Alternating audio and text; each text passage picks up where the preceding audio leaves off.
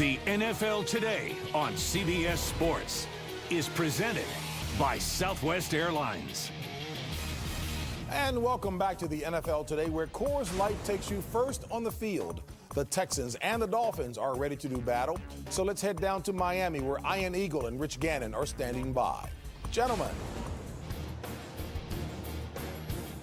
JB, it's a crowded AFC playoff picture and two teams that figure prominently in the mix. The Houston Texans and the Miami Dolphins going head-to-head here in South Florida. Look at the standings for the wild card spots in the AFC. Baltimore and Denver both control their own destiny, but there's Miami and there's Houston. Both teams at 7-7 as we get you ready for the action here today. Welcome inside the broadcast booth, everybody. Ian Eagle along with Rich Gannon. In essence, it's an elimination game. Both of these teams need victories to truly stay alive in the playoff picture. Let's start with Miami. This is a team that started 0-3 on the season, Rich. They lost their starting quarterback. They lost their lead running back, yet here they are. Meaningful game in December, and their young quarterback, Chad Henne, this is the most important game of his career. Yeah, it really is. I really like what I've seen so far from Chad Henne. He's gone 7-4 since taking over for Chad Pennington.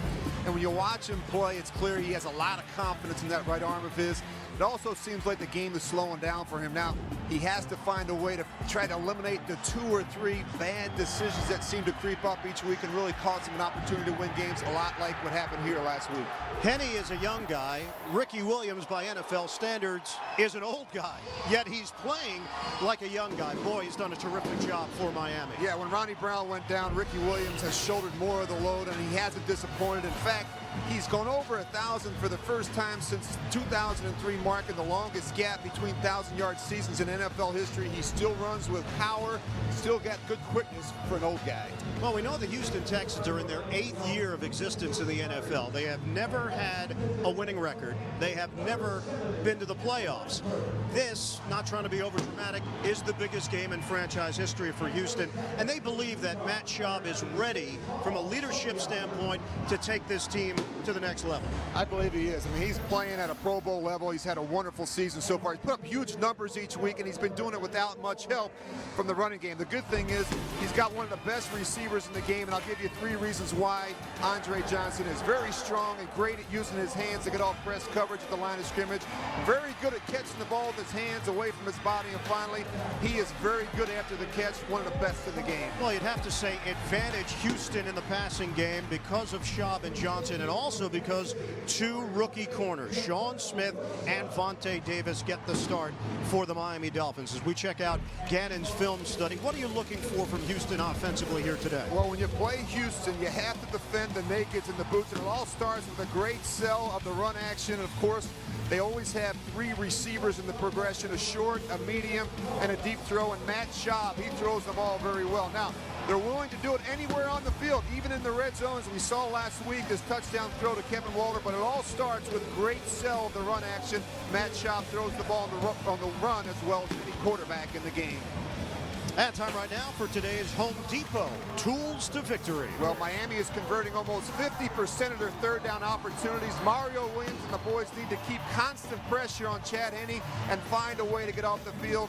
And for the Texans, you better have a protection plan for Jason Taylor and Joey Porter, or it could be a long day for Matt Schaub. The two have combined for 218.5 sacks. All right, time right now to check out our game points for today's action. Well, the Texans need to clean up their short yardage and goal line offense. It's already cost them a couple games this season. They need to put 2 halves of football together. It'll take 60 minutes here today. And for Miami, you need a clean performance from your young quarterback. You just can't turn the ball over. And finally, they need to be able to finish teams off in the 4th quarter. It was a problem again for them last week. For more Home Depot player stats, log on to CBSSports.com. It's the 5th all-time meeting between the Texans and the Dolphins. Houston is 4-0 against Miami.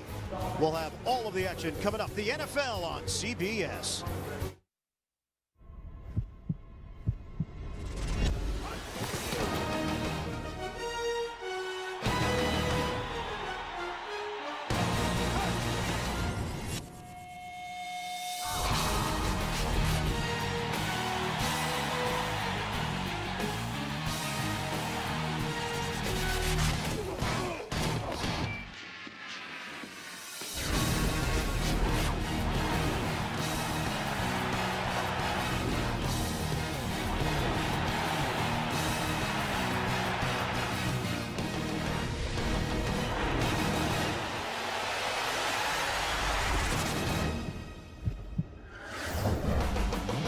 It's week 16, and we join you from Land Shark Stadium in Miami, Florida, where the Houston Texans and the Miami Dolphins meet, both teams 7-7, and both teams thinking playoffs here in 2009. Today's game is brought to you in stunning high definition by Sony. We'll have the opening kick, the Texans and the Dolphins, when we come back from South Florida. CBS Sports welcomes you to the following presentation of the National Football League.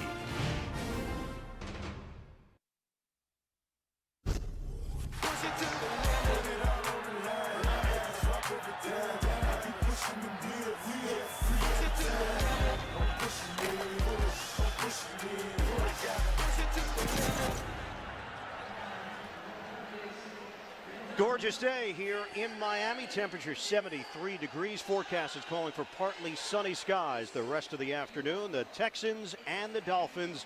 Gary Kubiak, this team has never finished better than 8-8.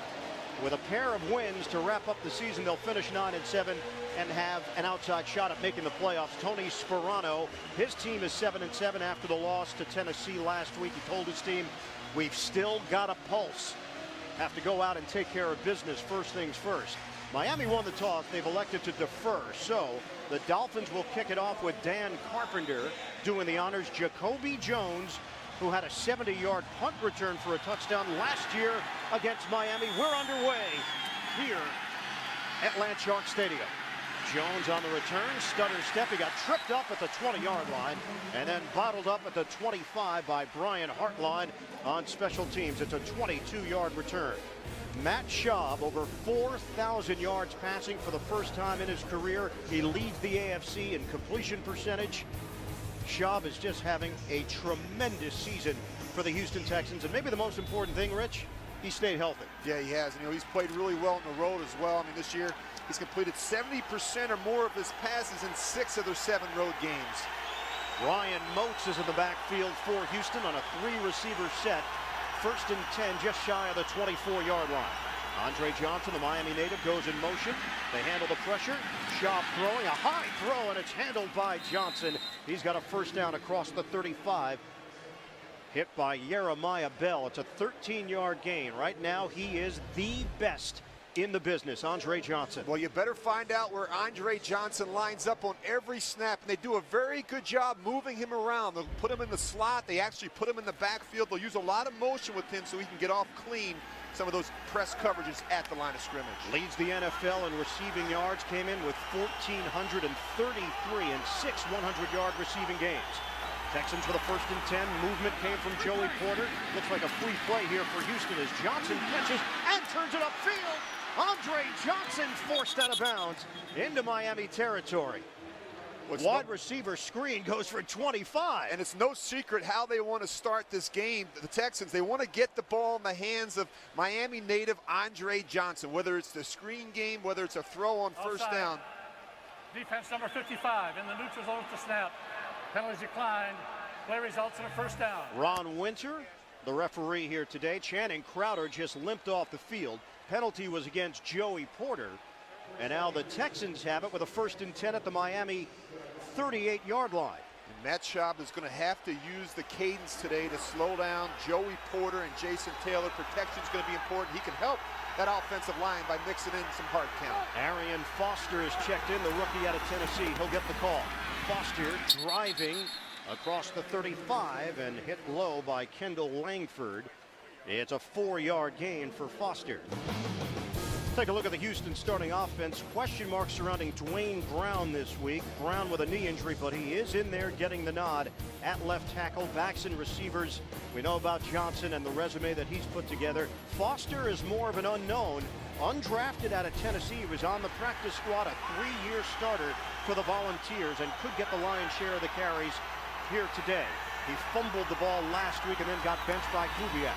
Handoff, Foster up the gut. Foster clutching the ball as he carries just short of the 30-yard line. 2.5-yard gain. Aiken Adell combining with Jason Taylor to bring him down. Jason Ferguson done for the year for Miami, so they've had to make some changes up front, and Paul Soliai gets the nod up the middle Linebackers, what a transition Jason Taylor has made to that outside linebacker position. And in the secondary, a lot of young players with Davis and Smith, a pair of rookies starting at corner. You've got some veterans too with Bell and Wilson. On a 3rd and 4, crowd getting into it. Schaub in trouble. Schaub on a flip. Gets it out for Chris Brown, the 3rd down back. And Brown is banged down, short of a first down by Cameron Wake.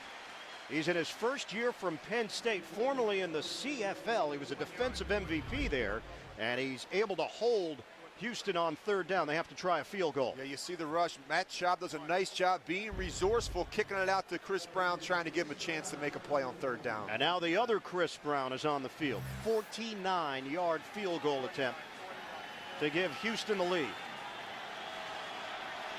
Turk will hold it. Texans trying to get on the board. From 49 yards away, Brown, and he nails it with room to spare. Texans with a 3-0 advantage. We're just underway here in the first quarter. We'll see Tony Sperano's offense when we come back. And just moments ago, Channing Crowder limping his way towards the Dolphins locker room. You see that right shoe is off. Probably going to take some x-rays on Crowder. We'll pass along whatever information we get. Crowder going down on the first defensive series. Andre Johnson, the standout, as usual. A couple of big plays for Houston. And they get the field goal. 49-yarder for Chris Brown. On the kickoff, Ted Ginn. And forced out of bounds. Ginn being held down low, still trying to break free of Kevin Bentley as they exchange some words. 20-yard return, and the Miami Dolphins offense on the field for the first time. Chad Henne, 7-4 record, basically a rookie. He was on the roster last year, but watched Chad Pennington put together an outstanding season, learned a lot. He made mention of that when we chatted with him. Henne believes his improvement has come in anticipating things that happen on the field, knowing where to go with the football, and just his overall ability to read defenses. Slings it out. Devon Best veering towards the sideline, and Best out of bounds just short of the 30-yard line. It's a 6-yard gain through the air. He was chased down by Bernard Pollard. Take a look at the offense for Miami. Nate Garner is getting the start along that offensive line, but you'll see Smiley, you'll see Donald Thomas. Backs and receivers, Greg Camarillo leads the biggest name group out there, but they've been effective this year for Henne. Handoff up the middle. Ricky Williams keeps the legs churning, and he got 5 yards. He needed to get to the 35. He got there for the first down. Zach Dials in on the stop. Defensively, Gary Kubiak made a point to say that Antonio Smith's having an outstanding season on that D-line. He also told us that Brian Cushing is having as good a year as any linebacker in the NFL. Not rookie linebacker, linebacker overall. They've got a rookie corner themselves. And it's Glover Quinn, rookie out of New Mexico, who gets the start, along with Dante Robinson. Anthony Fasano sets up on the outside. He's the man in motion. New set of downs for Miami. Pitch is for Ricky Williams. And drilled. He got hammered by D'Amico Ryans in the backfield. Quinn helping out as well. It's going to go down as a loss of 4 on the running play. Well, this is one area where they've really improved since week 3. It's their run defense. You see D'Amico Ryans, he comes clean through the line of scrimmage there. Ricky Williams never anticipates it. They want to try and get out on the perimeter, get this defensive line moving a little bit, but boy, you got to find a way to get ahead on D'Amico Ryans. Double tight end set with Fasano and Janos for Miami. Now facing a 2nd and 14. First possession of the day for the Dolphins. And he's plenty of protection on the out route to Fasano. And Fasano able to turn it into an 8-yard gain. Missed tackle there by Quinn initially. Anthony Fasano, now in his 4th year from Notre Dame, former Dallas Cowboy, and would be considered one of those Bill Parcells guys. There are a lot of them. You look at this roster and you talk about Bill Parcells guys. And I'm not just talking about players, I'm talking about coaches, administrators, and Parcells has done an incredible job with this team. Remember, 1-15 2 seasons ago. AFC East title last year. Henne throws and drills it for a first down. Ted Ginn. Texans claim they took the football away with Dante Robinson. If it's a clean catch, it's a first down out near midfield. Texans are trying to make their case that Ginn gave the football up to the veteran corner Robinson.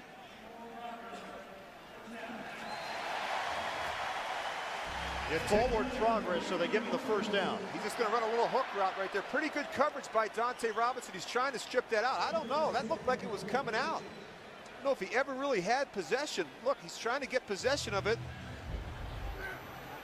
Well, Miami gets to keep the football. They go to the line of scrimmage quickly. They trail 3-0. Handoff for Williams. And Williams goes down again. He wants no part of seeing D'Amico Ryans so far. No gain on the play as the linebacker makes another stop. Let's check out Arganon's most valuable points. Well, Miami needs to do a better job taking care of the football. They've been sloppy the last 2 weeks, turning it over 7 times. It's hard to win games when you do that. For Houston, Miami's a physical team. It all starts with their running game, specifically Ricky Williams.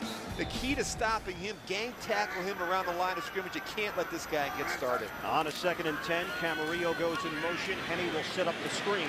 Williams has some room to work. Williams brought down as he crossed midfield into Houston territory. A 4-yard catch and run. Guess who? D'Amico Ryans over there once again defensively for the Texans. They have much more speed on their defense. Certainly D'Amico Ryans, a guy that can run sideline to sideline. We've talked about Brian Cushing in the open, how important he has been, a Rookie of the Year candidate. A lot of speed back there, as well as the corner and safety position. This is where they've improved from a year ago. Lex Hilliard has taken over that 3rd down role. Remember, Patrick Cobb's on IR with a knee injury. 6 defensive backs for Houston. 8th play of the drive. Opening drive for the Dolphins. Texans lead at 3-0. Henne, a floater and nobody home. He was hit as he threw the football. Brian Cushing supplying the heat on Chad Henne. And the Miami drive stalls right around midfield. Here's where the Texans are going to attack today. They're going to attack the right side of the line of scrimmage. They want to go after Vernon Carey. They're going to do it a number of different ways. Here you see Brian Cushing. He's going to start him up the field and work back underneath. We're also going to see Mario Williams there. I think that's the weakness in the front. They want to go after right tackle Vernon Carey. Brandon Fields will punt it. The dangerous Jacoby Jones is standing at his own 10-yard line. Fields averaging 46 yards per punt. Gets into this one, end over end. Jones is going to let it bounce, and it dies right near the goal line, but it didn't roll the way Miami wanted it to. Jason Allen did yeoman's work to get down the field and slap it out of there, but the bounce took a Houston bounce. 48-yard punt, a net of 28. Texans lead it. The NFL on CBS is sponsored by Southwest Airlines. Go to southwest.com, grab your bag, it's on. Sirius XM, hear how satellite radio is changing the way you listen. And by Bud Light, with the just right taste that's not too heavy, not too light. The difference is drinkability. Back at Landshark Stadium, opened back in August of 1987. It's hosted 4 Super Bowls through the years, and the 5th, of course, coming up in February. We'll have it right here on CBS. 1st and 10 for the Texans, 2nd possession of the day. From the 20, Schaub is sacked. Quentin Moses got him from behind.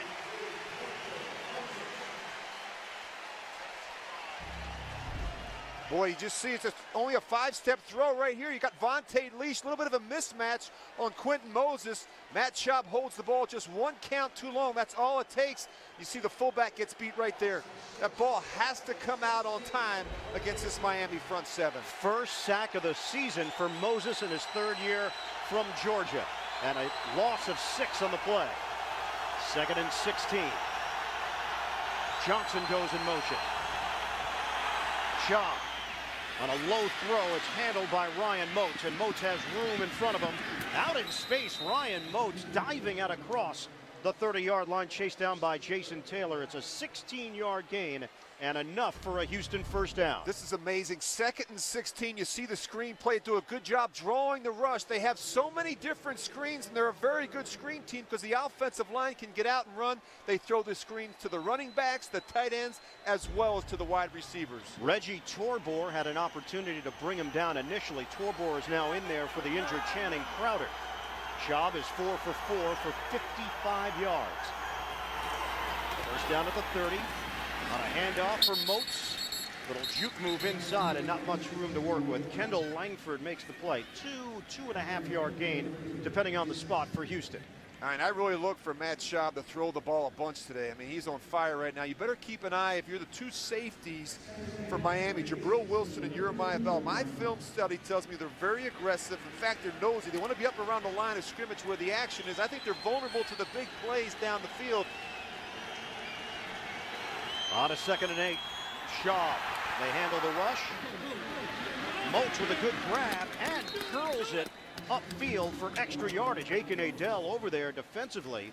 Ryan Moats has been a weapon so far. He picks up 14 in the passing game and another first down for the Texans. And this is a mismatch when you get a guy like Ryan Moats matched up on some of these linebackers, Aiken Adele. They're going to win that battle every time, and Matt Schaub does a real nice job working through his progressions. He's going to start downfield with Andre Johnson and Kevin Walter, but if it's not there, he knows right where to go, and that's usually to the backs. Moats had his best game of the year earlier this season in a victory at Buffalo when Steve Slayton was benched after fumbling. Schaub, play fake. Schaub throwing. And a strike to Jacoby Jones. Breaks a tackle. Jones out across the 20-yard line and brought down by Bell. The Houston Texans are shredding the Dolphins right now. 35-yard hookup. We've already seen a number of missed tackles right here. You're going to see good protection. Schaub throws a nice comeback route on the boundary to Jacoby Jones. And look, there's a missed tackle by Vontae Davis. And we saw one earlier with Andre Johnson. These are big, strong, physical receivers. You have to find a way to get them on the ground. Schaub now 6 of 6, 104 yards through the air. And they're in the red zone. A 1st and 10 at the 19-yard line for Houston. Pitch goes to the veteran Chris Brown. Brown looks for an opening, breaks a tackle. And Brown spun down inside the 10. That play looked dead at the line of scrimmage, and Chris Brown was able to find an opening. Charlie Anderson whiffed. Initially, it's a 9 or 10-yard gain. We'll see where they place the football. Yeah, you can see the concern on Tony Sperano's face. Look, we're not tackling right here. Look at all the defenders around the line of scrimmage there. They have their hands on Chris Brown, but they can't get him down. You have to find a way to get off of blocks. They're not doing a good enough job right now, the Dolphins, getting off of blocks and making plays in space. They give Brown a gain of 9, a 2nd and 1. Ball is placed just inside the 10. Texans with a 3-0 lead. Another handoff. This one is going towards the left, and Brown could not angle it for the necessary yardage. It's going to be very close. Philip Merling makes the stop for Miami. Boy, they've really struggled this year. The Texans, short yardage and goal line situations. We talked about it in the open. They don't have that big back. Chris Brown has not been the back that can get him that tough yard inside. Schaub tried to sneak it last week against the Rams in a very similar situation, and yet on 4th down, and he came up short. Arian Foster has come on. Offset eye in the backfield. 3rd and less than a yard. Motion man Dreesen. Handoff. Foster. He's hit. And Foster is buried. Now what do you do if you're Kubiak? Joey Porter sliding over to make the play. Well, there's no question Gary Kubiak is going to go for it. I think he's got confidence in this offense. But again, Ian, you and I talked about it. This is a team that has really struggled. They're not very strong in the middle at the center and guard position. Look at them getting walked back. Paul Soliai does a nice job pushing the center. Chris Myers into the backfield, and penetration is absolutely going to kill you in short yardage situations. Remember the game at Arizona earlier this season? Houston couldn't punch it in to tie the game and lost to the Cardinals. 4th down for the Texans. Empty backfield. Schaub to throw it. A flip over the middle. Touchdown! Miami native Andre Johnson. The Texans take a 9-0 lead. Well, if you're Miami, you better have a plan for Andre Johnson. You better find out where he lines up on every play, because he's going to have a big day. You see right here, they bring more than the Texans can block, but they get one-on-one coverage. Very difficult to cover Andre Johnson in the open field. 9th touchdown of the season for Andre Johnson. For Schaub, it's number 26. And a 9-play, 80-yard drive. Chris Brown tacks on the extra point. Matt Schaub right now is perfect. 7 of 7, 114 yards, and this touchdown strike to Andre Johnson.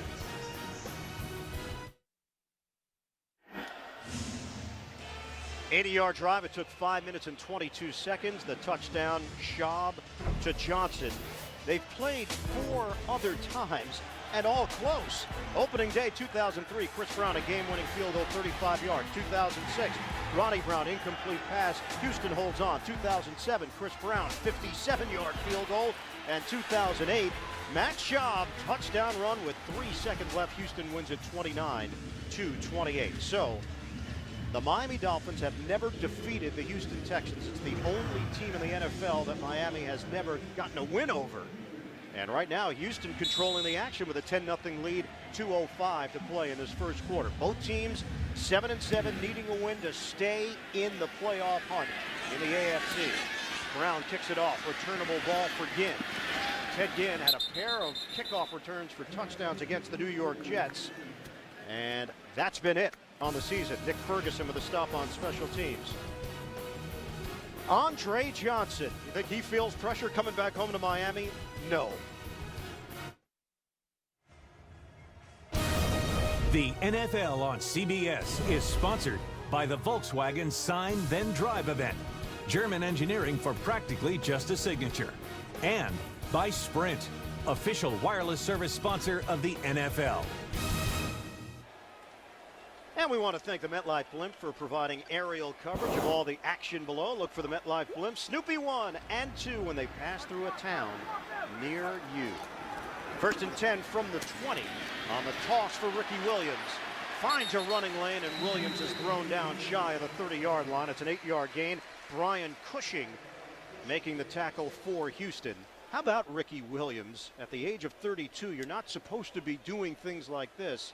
He goes over 1,000 yards in the absence of Ronnie Brown. Williams has taken on more responsibility in the running game. Yeah, you know, when you watch the film, it doesn't seem to me that he's slowed down at all. He still runs with some power, good quickness. And it's Williams again. We saw the quickness on the first play, more power on the second play, but not powerful enough to get the 2 yards necessary for the first down. Sean Cody there to greet him defensively. It's going to set up 3rd and 1 now for Miami. Well, Miami's a very physical team. I mean, everything starts with their running game, and that's what they're going to try and do. I mean, they've already rushed for over 2,000 yards. They have a huge commitment to running the football. Big challenge for the Texans defensively. They have to stop the run early in this game.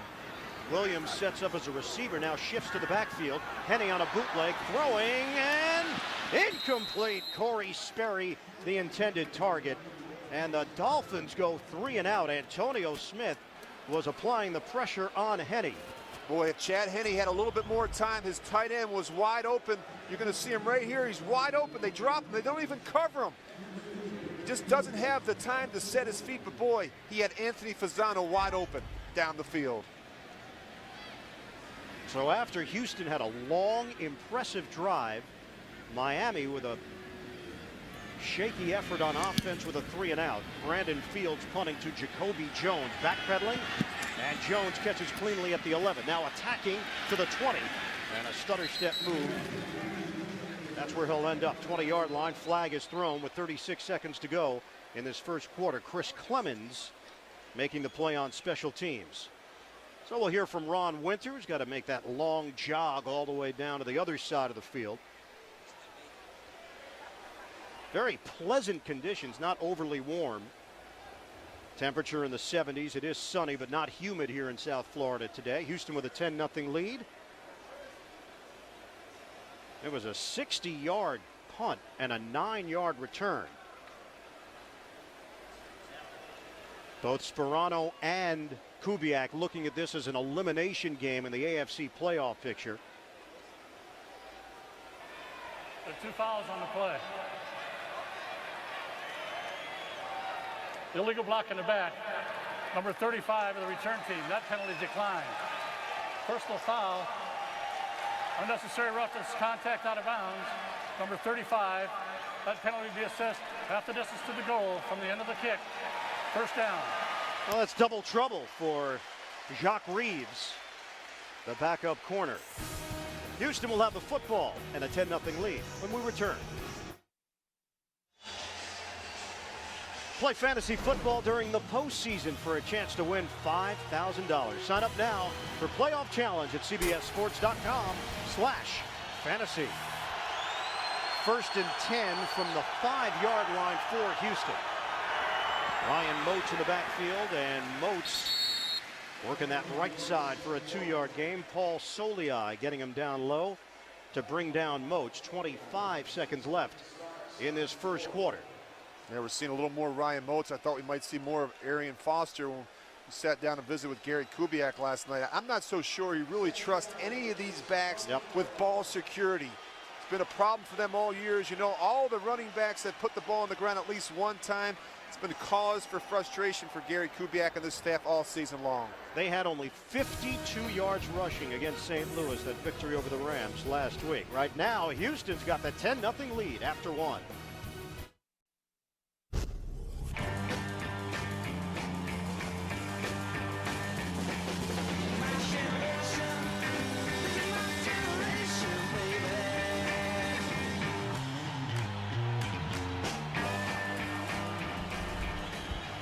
Roger Daltrey, Pete Townsend, The Who, they'll be right here in South Florida for Super Bowl 44. We'll have it for you on CBS in February. 2nd and 8 for Houston as we start play in the second quarter. Both of these teams hoping to be part of the playoffs, but they need to get a win here to keep that hope alive. Outside for Joel Dreesen. Texans lost a good one in Owen Daniels during that Buffalo game earlier this season. IR with a torn ACL, right knee, back on November the 1st. Dreesen has slid into that starting role. That's a 21-yard gain for the tight end. They do a good job picking Reggie Torber, the linebacker. They send Dreesen to the flat. He can't get there because he has to fight his way through Kevin Walter and Andre Johnson, and that makes things difficult if you're a linebacker. And formationally, the Texans do a good job of giving you a number of different looks, so it's very difficult to zero in. Schaub is 8 for 8, 135 yards. Over the middle and dropped by Walter. So first time today that Schaub has not been able to make the connection. And that probably was the easiest grab of the day so far for a Texan receiver. Right, they actually blow the coverage. You're going to see both the rookies are running to the flat to cover Andre Johnson, and Kevin Walter is wide open on the slant. Matt Schaub just misses him on the back shoulder. That's a throw that he's got to make. Boy, we already see some confusion already out of these young corners. On a 2nd and 10. Quick snap. Schaub. He's got Dreesen again, and Dreesen with a big gainer into Miami territory. Reggie Torbor is having his problems, forced to step in on the first series for the injured Channing Crowder, and that one covers 22 yards. You're just going to see him. He's just going to work right across the middle of the field. A little option route on the linebacker, and a good job by the Texans. They're going after Channing Crowder's replacement, Reggie Torber, and he's really struggling in coverage. Torbor, the former New York Giants, signed as a free agent last year. He was a key contributor for the Giants and won a Super Bowl with Big Blue.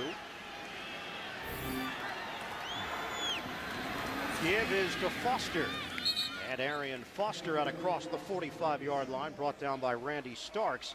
It's a 5-yard gain. Rich, as you know, when you go on the road, normally you don't feel a whole lot of love.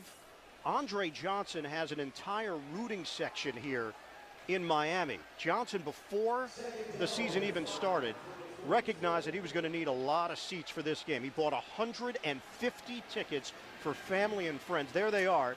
I'm not sure you could tell that they were Andre Johnson They fans. don't look all that excited right now, do they? I'll tell you what, it's going to be an expensive weekend for Andre Johnson with all those tickets.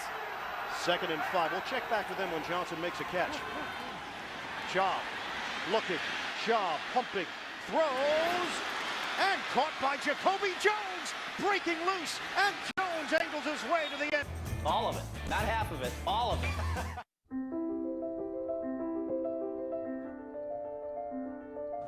It's good to be rewarded for your purchases.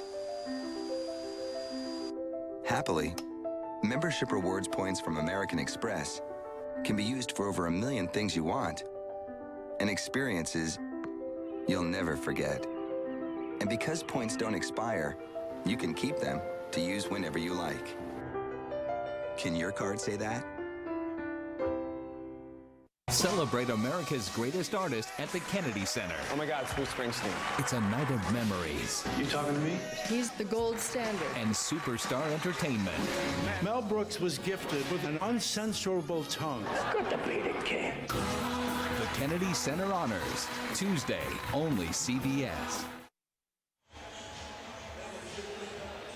Longest scoring drive of the season for the Houston Texans. Jacoby Jones with the touchdown. And the kickoff from Chris Brown to Ted Ginn. Bounces at the 20. Fielded by Ginn. Now working the sideline. And Ginn is forced out of bounds out across the 25-yard line. Chad Henne and the Dolphins offense getting another crack. Jason Taylor sharing his feelings with the Dolphins secondary. They're getting lit up right now, 17-0. The NFL on CBS is sponsored by the Sony Bravia HD TV. High definition, it's in Sony's DNA. Taco Bell, think outside the bun. And by State Farm. To us, nothing's more important than being there.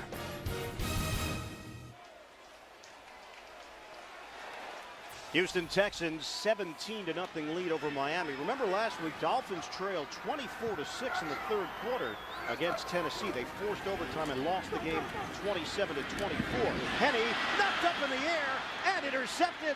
Brian Cushing with the pick. Nothing is going right for the Dolphins. Ricky Williams, the intended receiver. And for Cushing, his 4th interception of the season. Well, it's been a point of emphasis. We talked about at the beginning of the game, ball security. They turned it over 7 times the last 2 weeks. I don't know if Ricky Williams sees this one. It comes out of a hole sometimes, but he's got to make that catch, and you just can't let a ball like this. Yeah, you got to make that one. Brian Cushing, you see him, he's right there to make the play. And well, this youngster, Ian, he has been all over the field this year. Look at that, 119 tackles, 3 sacks, interception, forced fumble. He had a safety. Just one of 3 players in the league to do all that. So the Texans take over with a 1st and 10 inside the 30. Schaub slings it incomplete. Fullback Vontae Leach, the intended target. NFL Today update. A lot of action to get to as we check in for the first time with JB in New York. And as you know, a Patriots win helps them to clinch the division title. They're trying to do it on their own. Tom Brady hooking up with Chris Baker, 26-yard pass play. Patriots on top of Jacksonville, 14-0. That in the second. Back to Ian Eagle and Rich Gannon. Well, JB, New England has a couple of things working for them right now. They can clinch the AFC East with that win over Jacksonville. They've got the lead, or a loss by Miami, and it's Houston in front, 17-0. Shaw throws it on the outside, breaking a tackle. Ryan Moats. And Moats has stepped forward here today in a elimination game, so to speak, for the Houston Texans. He's played well, 11 yards on the catch and run. Aiken Adell couldn't knock him down. Boy, scary throw and catch, but we've seen this a number of times today. Miami is not doing a good job tackling in the open field. We've seen it with receivers and backs. You just can't throw your body around. Form tackling, very important in the open field against this Texan offense. Moats heads to the Houston sideline. It's a 1st and 10 at the Miami 17. Arian Foster is checked in. Dreesen goes in motion. Foster gets the carry. Big hole, and Foster is gone. Touchdown, Houston. This is a rout in Miami. And remember, this is a Houston offense that really struggles running the football. But boy, it seems like whatever they're doing right now, it's working. We've seen Ryan Moats make some plays. We've seen Arian Foster. It all starts up front. Watch the good movement up here on the offensive line. Does a nice job. Look how patient he is. You see the backside cut right there. The linebacker's not in position. No safeties to be found. Just a good zone run scheme by the Texans. First career NFL touchdown for Arian Foster, the rookie out of Tennessee. The Houston Texans are clobbering the Miami Dolphins with 11:44 to go in this first half. Everything that Houston touches turns to gold right now.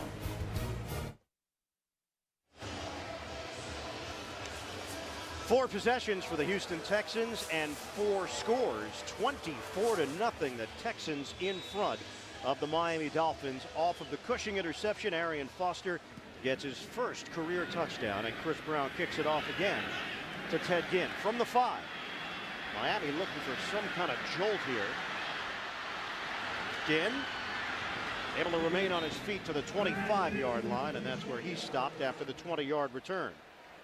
Coming up, Sprint halftime report. JB, Dan, Shannon, Boomer, and Coach Cowher. They've got the latest NFL scores and highlights. That's coming up on the Sprint Halftime Report. Well, Miami's running out of opportunities and need to do something with this drive. I mean, obviously this game's getting out of hand, 24-0. You see Tony Sperano there, the frustration on his face. This is not what they want to do. They don't want to get behind. This is a team that wants to run the football, not put it in the hands of your first-year quarterback and have him throw it 40 times. They have 37 total yards so far. Ricky Williams flagged down as he bulldozes his way for a 4-yard gain. Penalty marker on the play, Ron Winter. Illegal use of hands to the face, 72 offense. 10-yard penalty, repeat first down.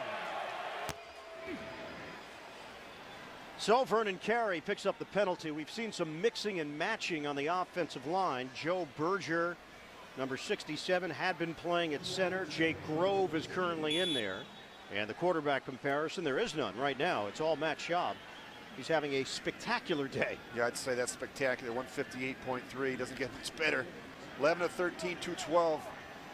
Chad Henne needs to get it going a little bit on offense. Henne 4 of 7 for 27 yards, and the interception that wasn't his fault. Give is to Williams again. Matt Williams with that strong effort to get back to the original line of scrimmage. It's a 9-yard gain for Ricky Williams.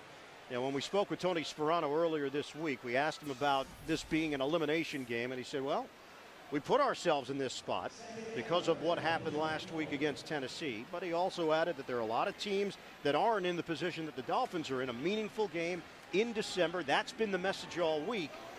From the way they've performed, the message wasn't received. They trailed 24-0. And a miscommunication. Henne throwing to Fasano. And D'Amico Ryans had the coverage. The linebacker was on the tight end. I think Chad Henne had some time here. He's throwing this one really quick. The tight end's doesn't even have his head around. You got to give Anthony Fasano a chance. This is the problem with the young quarterback. These receivers, particularly tight ends and backs, they have to see the ball leave your hand. You can't expect the guy to run a little shoot route like that, turn around, and the ball already be in flight. Henne was 4 of 4. He is now 0 for his last 4, including that pick. And a 4-receiver set on a 3rd and 11. Lex Hilliard is in for the Dolphins. Henne steps and he throws underneath. Drop ball by Devon Bess, who has been as good as anybody on 3rd downs.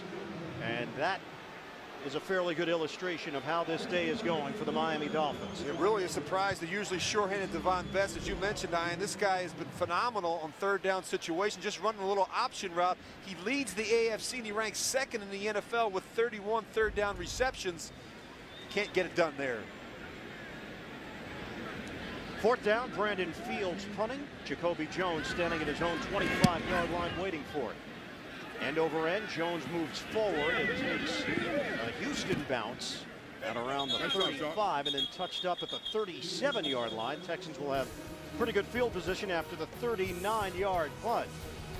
Lopsided affair so far. Houston pitching the shutout.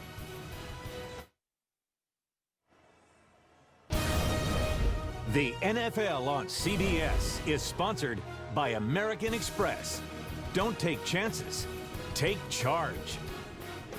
And by Lipitor.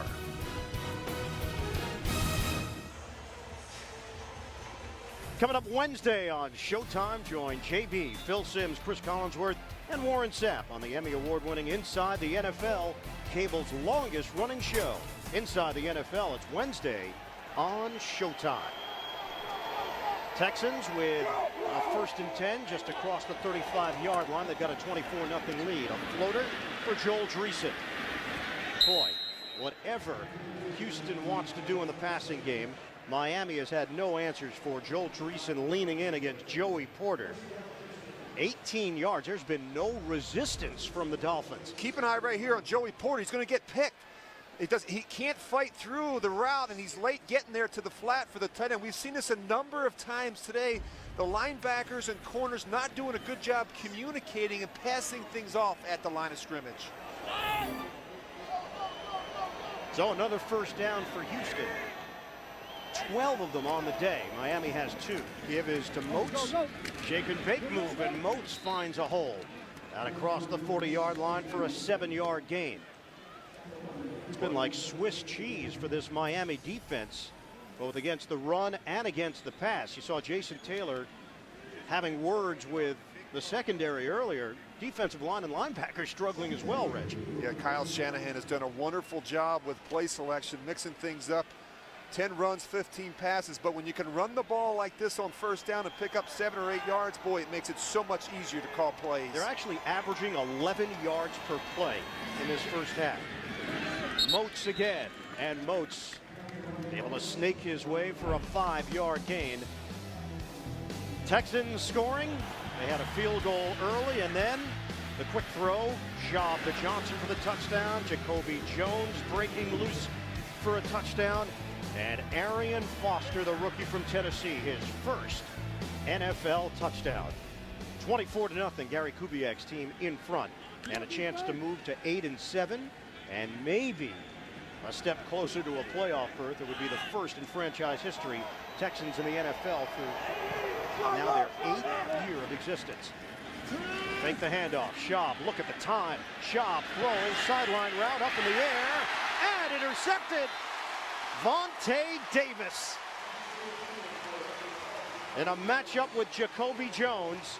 The question was he in bounds, and the officials are saying no. What it does show you, Ian, is Vontae Davis's athleticism. Look at this ladder. Look at this vertical jump. I mean, he goes up right there. Jacoby Jones is a big receiver. What do you think? You got 1 foot in.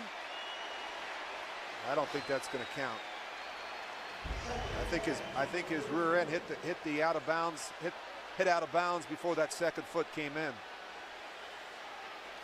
The call on the field was an incomplete pass. Jacoby Jones saying, "Hey, that's my fault." Tony Sperano is going to challenge it. On the field of an incomplete pass. Well, the question is whether or not that second foot, he got his second foot down before his back hit the ground.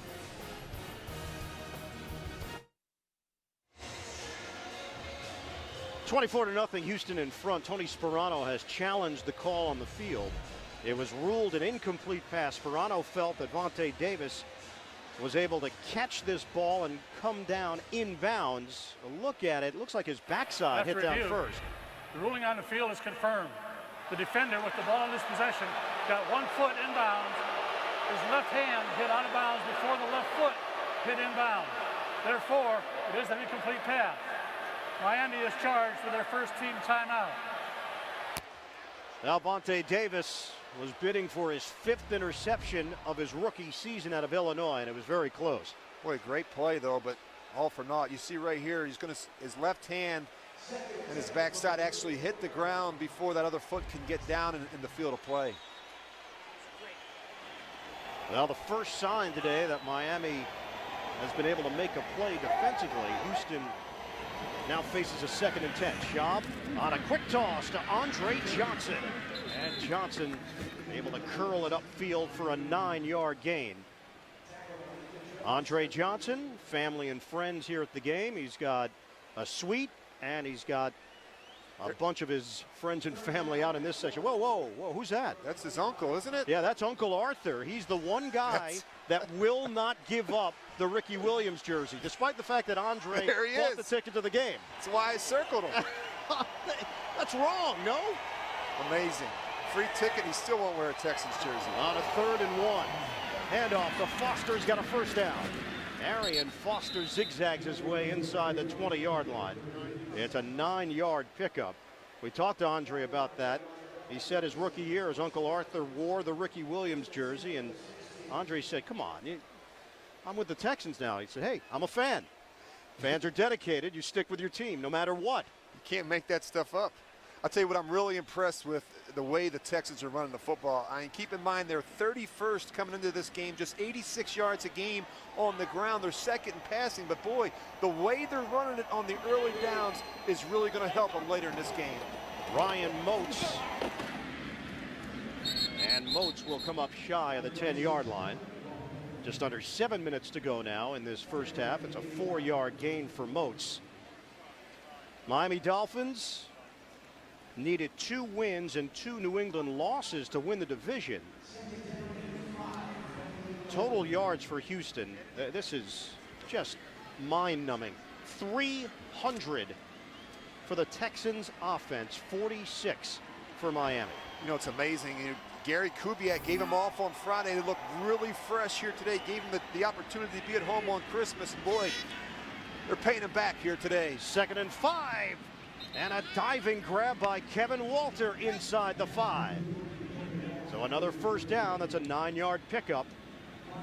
Matt Schaub, his numbers are huge. 248 yards through the air and a couple of touchdowns. Yeah, the ball comes out so quick. He knows exactly where he wants to go with the ball. There's no indecision in his game. And as we said, Ian, he's in year 3 in the system under Gary Kubiak. It's slowed down for him. He understands the protections, the concept. He's playing much faster under center. 1st and goal for Houston. Chance to add to their lead. On a pitch for Moats, and he spilled out at the line of scrimmage. Philip Merling leading that charge. No gain on the play. Down to 5.5 remaining in this second quarter. And a half that's been dominated by Gary Kubiak's team. They came in number 2 in the NFL in passing. They've lived up to that. But their running game, 31st in the league, tied with Indianapolis. Now we know what the Colts have done this year. Even though they don't have a great running game, they've been able to balance it out, and they can disguise it with screen passes and things of that nature. But Houston has really struggled on the ground. Well, they're not communicating well defensively. We've seen a number of players come on the field late for the Dolphins. Schaub trying to do it himself, and he's brought down by Reggie Torborg. Though I didn't see anything that he liked in the end zone. And it's -1 on the rush for Matt Schaub. 3rd and goal for the Texans. And he's going to be very cautious when he pulls the ball down to run. Keep in mind, he separated his shoulder 3 weeks ago. He's wearing a shoulder harness on that left shoulder, so he's going to be very smart when he has to pull the ball down. We asked Matt Schaub how it's been this week. Big game for the Texans. He said, you know what, the guys have been loose, just excited about the opportunity to play a meaningful game in the month of December. They got 12 guys on the field. Check this out. They can't get lined up defensively. Timeout. Miami. So the Dolphins are forced to use a timeout. This is not the way Tony Sperano drew it up. Miami Dolphins had 12 players on the field. Yeah, they're all over the place. You see them right here. Dolphins had to call a timeout. And they have 1 remaining as Houston now faces a 3rd and goal from the 4. Shotgun for Schaub. Schaub looking to the right. Schaub throwing incomplete. Double coverage over there as he was trying to force the football into David Anderson. Nate Jones defensively there for Miami. Field goal unit will come on for the Texans with 4:29 to play, first half. Well, I thought Miami got away with one up front there. I thought there was a false start. You can see Matt Schaub was expecting it as well. A little movement on the right side. That defensive line, they're fortunate to get a break there. Chris Brown, who connected on a 49-yarder to open things up. This is a much easier field goal for him. A chip shot of 22 yards for Brown. And he knocks it through to give Houston a 27-0 lead over the Miami Dolphins. 4:25 to go in this second quarter. Coming up Tuesday on CBS, celebrate great American artists Bruce Springsteen, Robert De Niro, Mel Brooks, and more. The Kennedy Center Honors. It's Tuesday only on CBS. Houston Texans looking for their first ever winning season. Miami Dolphins. We've got celebrity owners. Mark Anthony, one of the partners for the Miami Dolphins. And you might have heard of J-Lo. Rich, have you heard of J-Lo? I have all the records. Is that what you call them now? Records, discs, CDs? You missed the whole transition. I have heard of J-Lo. Very talented. A good actress as well. I've seen a couple of her movies. She gets the Gannon seal of approval here. 27-0 Texans in front. The Miami Dolphins were 9-5 at this point last year en route to a division title. under Tony Sparano, 6-1 in December games. That one loss came last week to Tennessee. This has been a whitewash here today.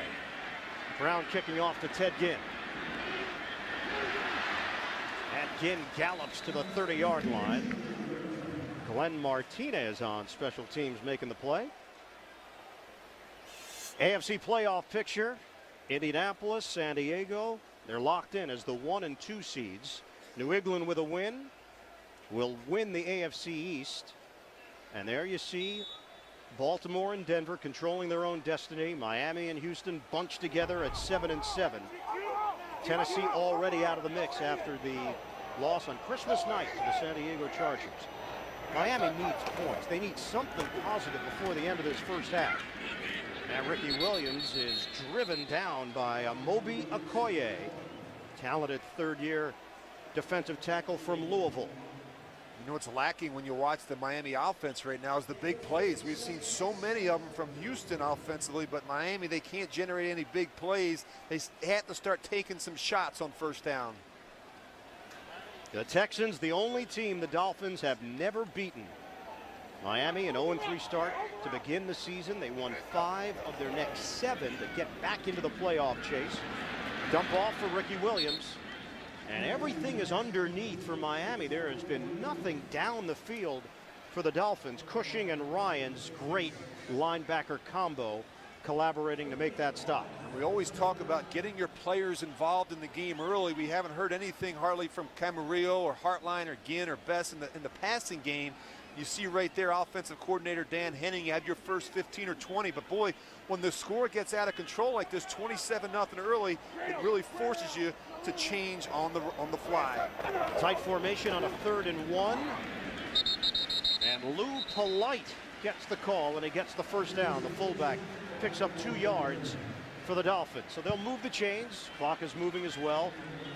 Dolphins have 1 timeout to work with, 2:52 and counting left in this first half. Houston with a big lead, 27-0 over Miami.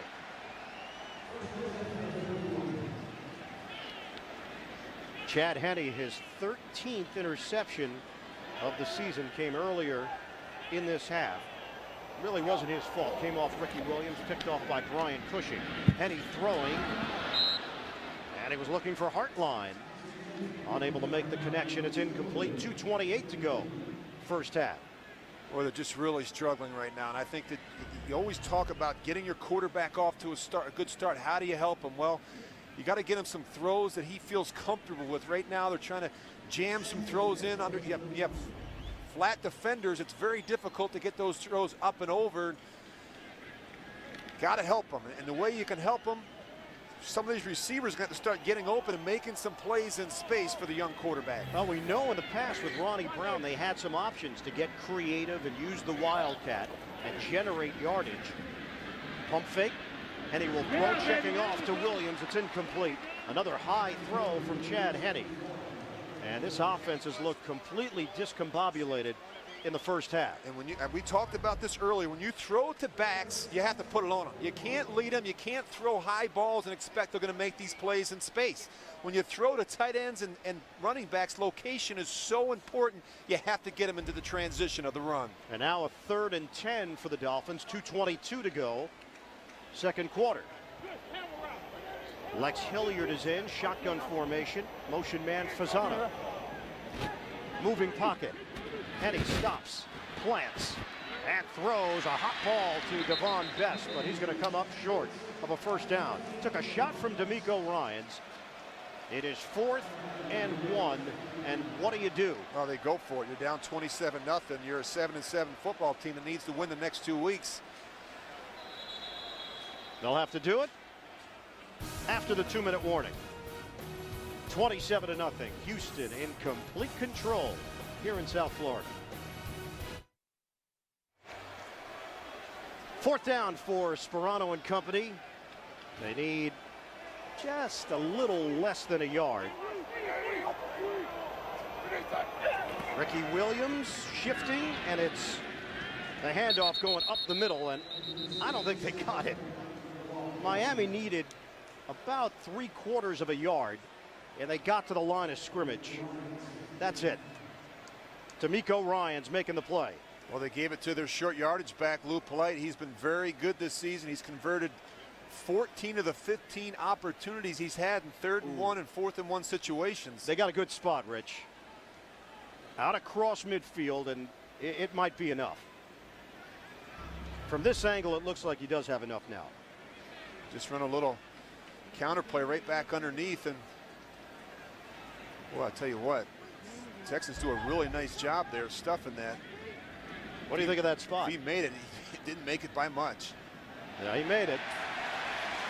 You just saw the replay where they had him at midfield at the 50. Ball was placed on the other side of the 50 for Miami. I think his helmet was on the other side of the 50, but the ball certainly wasn't. He's very fortunate to get a good spot in that situation. Just watch where that ball is. Well, he had the second effort. That gave him enough. So Miami has a first down here, and Henne working out of the gun. Underneath to Ricky Williams. And Williams makes a beeline for the perimeter. He's out of bounds. With a minute 35 to go in this first half. And a 10-yard gain for Williams on the catch and run. You got to give Chad Henne some credit. He's been very patient. Texans are playing a lot of zone coverages, 2-deep zone down the field, not giving him a lot of opportunities, doing the next best thing, checking it down to Ricky Williams and letting him go to work. First down just inside the 40-yard line for Miami. Come in with the number 16 offense in the NFL, averaging 338 yards per game. They've been held under 100 so far. Camarillo finally gets in on the act. And Greg Camarillo diving forward across the 35, hit by Dominique Barber for a 6-yard gain. Coming up, Sprint halftime report. JB, Dan, Shannon, Boomer, Coach Cowher. They've got the latest NFL scores and highlights all coming up on the Sprint halftime report. So Berger is back in at center. We've seen Berger, we've seen Grove, we've seen Garner out there on the offensive line. They've been rotating offensive linemen. Short drop and leading Ricky Williams. And Williams is wrapped up at the 30-yard line by Brian Cushing. You know, Ryan, we see each week where certain teams will roll different linemen through there, but never the center position. We've seen Berger in there. We've seen Jake Grove. It's almost as if they're putting Jake in there for the running plays and Joe Berger in there for the pass plays. Very unusual. On a 3rd and 1, Henne does it himself, and it's a first down. Flags come down. Henne needed a yard. He got a couple. Illegal motion. Offense number 81. The 5-yard penalty. Repeat 3rd down. That's Joey Hanos, the 2nd-year tight end from Maryland. Massive target, 6'8", 270 pounds. Illegal shift. Absolutely no reason for it. You see him at the top of the screen. Just get lined up. It's a quarterback sneak. You have to know where you're at on the field, whether or not you need to be on or off the ball. Just a poor decision there by Joey Hanos. Remember, Miami did defer to open the game, so they will have the football to start the second half. But they need points here with 1 minute to go in the second quarter. Henne straight back. Out to the flat, and Hanos. It's a first down for the Dolphins, 53 seconds remaining. Well, they've been very good on 3rd down situations. You're just going to see a little flat route. They don't cover it. Corner's got to fall off in this situation, but we talked earlier, 48% on 3rd down conversions. A big reason why they're very good on the early downs, running the ball and keeping themselves in normal down and distances on 3rd down. Number 2 in the NFL in that category. They're 3 of 7 on 3rd downs here this afternoon. But they trail 27-0 to Houston. Henne to throw. Flag on the play. Deep shot downfield. Looking for Hartline. And it's incomplete. Hartline ran into one of the photographers. Offside. Defense number 98. And the neutral zone off the snap. A 5-yard penalty. Repeat first down. And that's situational pass rusher Connor Barwin, the rookie out of Cincinnati. And he clearly jumped on the right side of the Houston D-line. Just a little aggressive. Boy, it looks like he got back, didn't it? It did. Boy, if you're Chad Henne, though, you got to give these receivers a chance. We see throwing the ball down the field out of bounds, out of the end zone. You got to give him a chance to go up and make a play. Henne in his 2nd year from Michigan, big arm. Not on the same page with Brian Hartline. Throwing towards the boundary, and Hartline ran an in route. Yeah, this is not good to see in week 16 of the NFL season. Just not on the same page here, and in a critical situation, a critical part of the field, and well, they have not looked sharp offensively. Miami has 93 yards of offense. Houston has 307. And Henne is 10 of 18 for 68 yards and a pick. Second down and 5 for the Dolphins. 42 seconds left in the first half. Williams by himself in the backfield. Henne pumping, throwing, end zone, too far for Camarillo. Boy, he had him too. They run a double move. They have him. You got to give the receiver. Look at this. He goes right by him. Now just give him a ball he can catch. You can't overthrow him.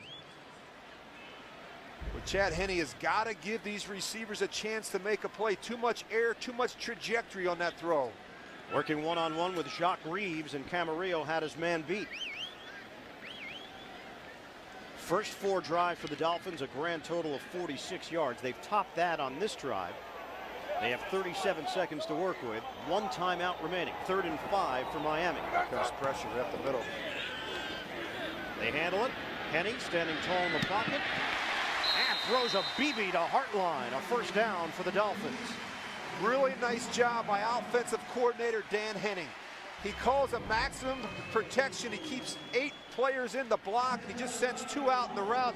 He gives his young quarterback plenty of time to set his feet and make a good, accurate throw on the boundary to Brian Hartline. Brian Hartline, a 2-year starter at Ohio State, 4th-round pick. He's had a solid rookie season. 1st and goal now inside the 10. A really nice job there again by Dan Henne, understanding situational football, knowing that in that situation, defensive coordinator Frank Bush was probably going to bring pressure. Gary Kubiak uses a timeout with 31 seconds to play. Question for you. What's the most dangerous sport in the world? How about jumping off a cliff and flying like a bird? You can see it tonight on 60 Minutes. Bill Parcells runs the football operations for the Miami Dolphins. Parcells, Super Bowl champion with the New York Giants twice. Moved on to the New England Patriots, went to the Super Bowl, moved on to the Jets, went to the AFC Championship, moved on to the Dallas Cowboys, and helped turn the Cowboys back around, and has done the same with the Dolphins. It's been a tough one to watch, though, for Parcells or anybody associated with the Dolphins. They trail 27-0. This is the 15th play of the drive coming up. On the rollout, Henne. And he'll throw it away into the front row. Mario Williams and Amobi Okoye applying pressure on Chad Henne. Well, I tell you what, Chad Henne, I don't think he ever felt Mario Williams there on the boundary, but a good job nonetheless throwing it away, not taking a sack in that situation. Okoye does a nice job trying to pull off there. That was close. 2nd and goal from the 9. 23 ticks of the clock left.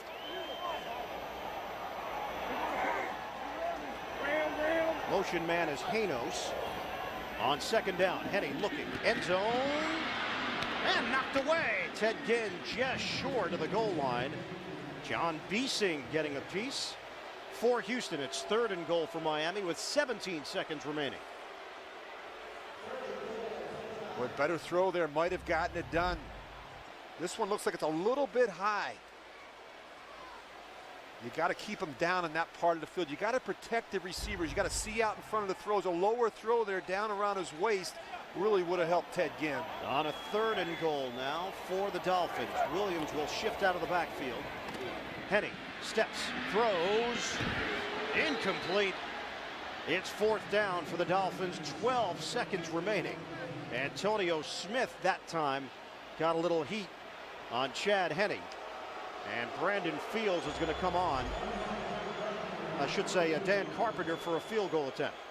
You know, it's amazing. We talked with Coach Sperano this week. He said the biggest improvement Chad Henne has made, he's processing information faster, he's making better decisions. But to me right now, Ian, it looks like the game is going way too fast for him.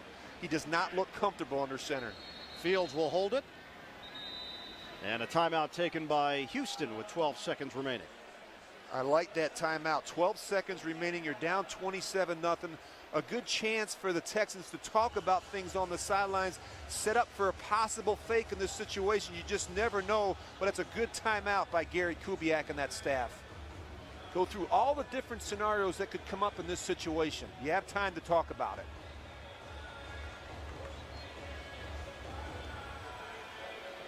Houston with a 27-0 lead over Miami. We talked about this being basically an elimination game. There was a slight chance if Miami loses the game that they would still be mathematically alive if certain things broke their way. But that's not the way the Dolphins were approaching it. Certainly not the way the Texans are approaching it. A loss for Houston, and they are done. Carpenter from 27 yards away. Just trying to get Miami on the board. And he splits the uprights. It's 27-3. Fans react here at Landshark Stadium. 7 seconds remain in the second quarter. Now Miami will have the football first to start play in the second half. But they have a lot to talk about during the break. Well, they have to make some adjustments at halftime on both sides of the ball. Defensively, they have to come out and figure out a way to slow down Matt Schaub in this offense. And then, of course, offensively, they have to find a way to get Chad Henne going a little bit. Not a lot of offense, particularly on the perimeter. You look at what Camarillo and Hartline and Ginn and Best have done in the first half. Not a lot of production in the passing game. You know, initially, just looking at all the setups, we talked about Houston. Miami out with a loss or a Baltimore win or Jacksonville win.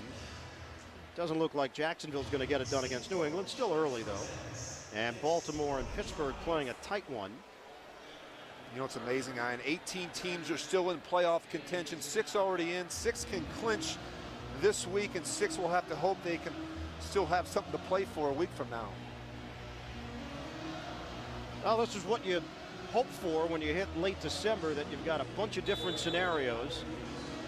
And if you're Miami and Houston, you recognize that it's not all on your shoulders, but to get the equation started, you've got to win and put pressure on some other teams. Put it on the ground, and Houston able to fall on top of it with 5 seconds remaining in this first half. Kevin Walter out front. When you think about Miami, of the 5, 7, and 7 teams in the AFC, only the Dolphins are home for their final 2 games, and also the only team that can knock out 2 of their competitors, Houston today and Pittsburgh next week. So if this game ends the way it looks like it's going to end, what is just a wasted opportunity for the Dolphins to make this thing very interesting next week. 5 seconds left. Texans will take a knee here. And Houston has to feel good about itself. A 27-3 lead at the break. Fans booing here in Miami. The Dolphins and the Texans, both 7-7, both needing wins to keep their playoff hopes alive. Sprint halftime report is coming up here on. Just about ready for second half action here, Landshark Stadium. 27-3, Houston leading Miami. Welcome back to the broadcast booth, everybody. Ian Eagle along with Rich Gannon. Happy holidays to you. A very festive time. What are those? Snowmen. You like that? Snowmen in South Florida. Very nice. Good choice. Thinking ahead. I have stripes. I didn't get it done. I didn't go with the theme. Let's talk about this first half, though, because the Houston Texans, what more could you ask for? It's a big game, maybe the biggest in franchise history, and the Texans' offense comes through defensively as well. They controlled the first half, Rich. Really total domination in every phase of the game for the Texans. I mean, they really got after Miami. They came out, looked really sharp on offense. Just look at these numbers, Ian. I mean, 306 yards of total offense. Look at the big plays of 10 yards or more, 12, 8.7 yards per play. Miami gets the ball here to start the second half. They have to put a drive together to get back in this game. They got to do something offensively. It's been a really rough first half for the Dolphins. And a reminder, this game is brought to you in high definition here on CBS.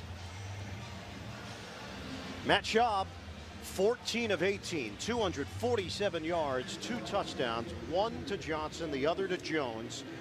And Arian Foster, the rushing touchdown, the first of his NFL career. Chris Brown will kick it off. Ted Ginn is the deep man for Miami. We're underway in the second half Both teams at 7-7.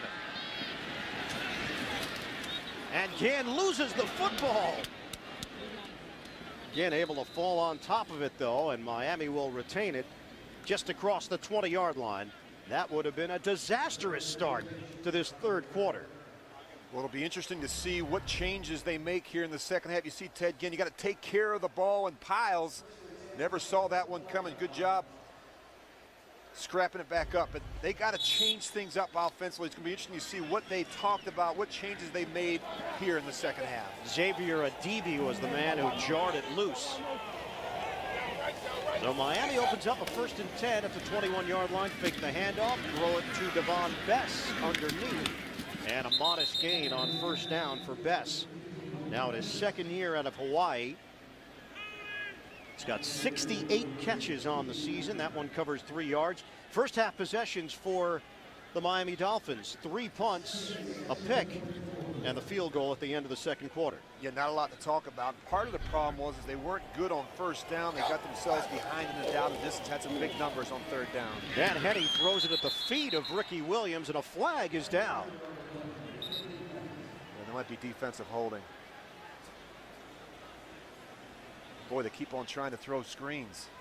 Saw one on 1st down to Devon Bess. And we saw another one right here to Ricky Williams. Still believe they got to throw the ball down the field a little bit. They got to stretch, got to make these corners and safeties play. 2 penalties on each team so far. Ron Winter will fill us in. Also man downfield, offense number 72. 5-yard penalty. Repeat 2nd down. And it's Vernon Carey, the starting right tackle. A Miami native, longest tenured member of the Dolphins offensive line. Oh, just a little bit early. I don't want to say they're nitpicking. I thought maybe one of the defensive players grabbed Ricky. And they'll back it up. 2nd and 12 now from the 19-yard line. 110 yards of offense for Miami. 306 for the Texans. Motion man Janos. Make the running play. Henne able to get rid of it. Lex Hilliard. He's got a 1st down. Hilliard working the perimeter. 1st year pro out of Montana.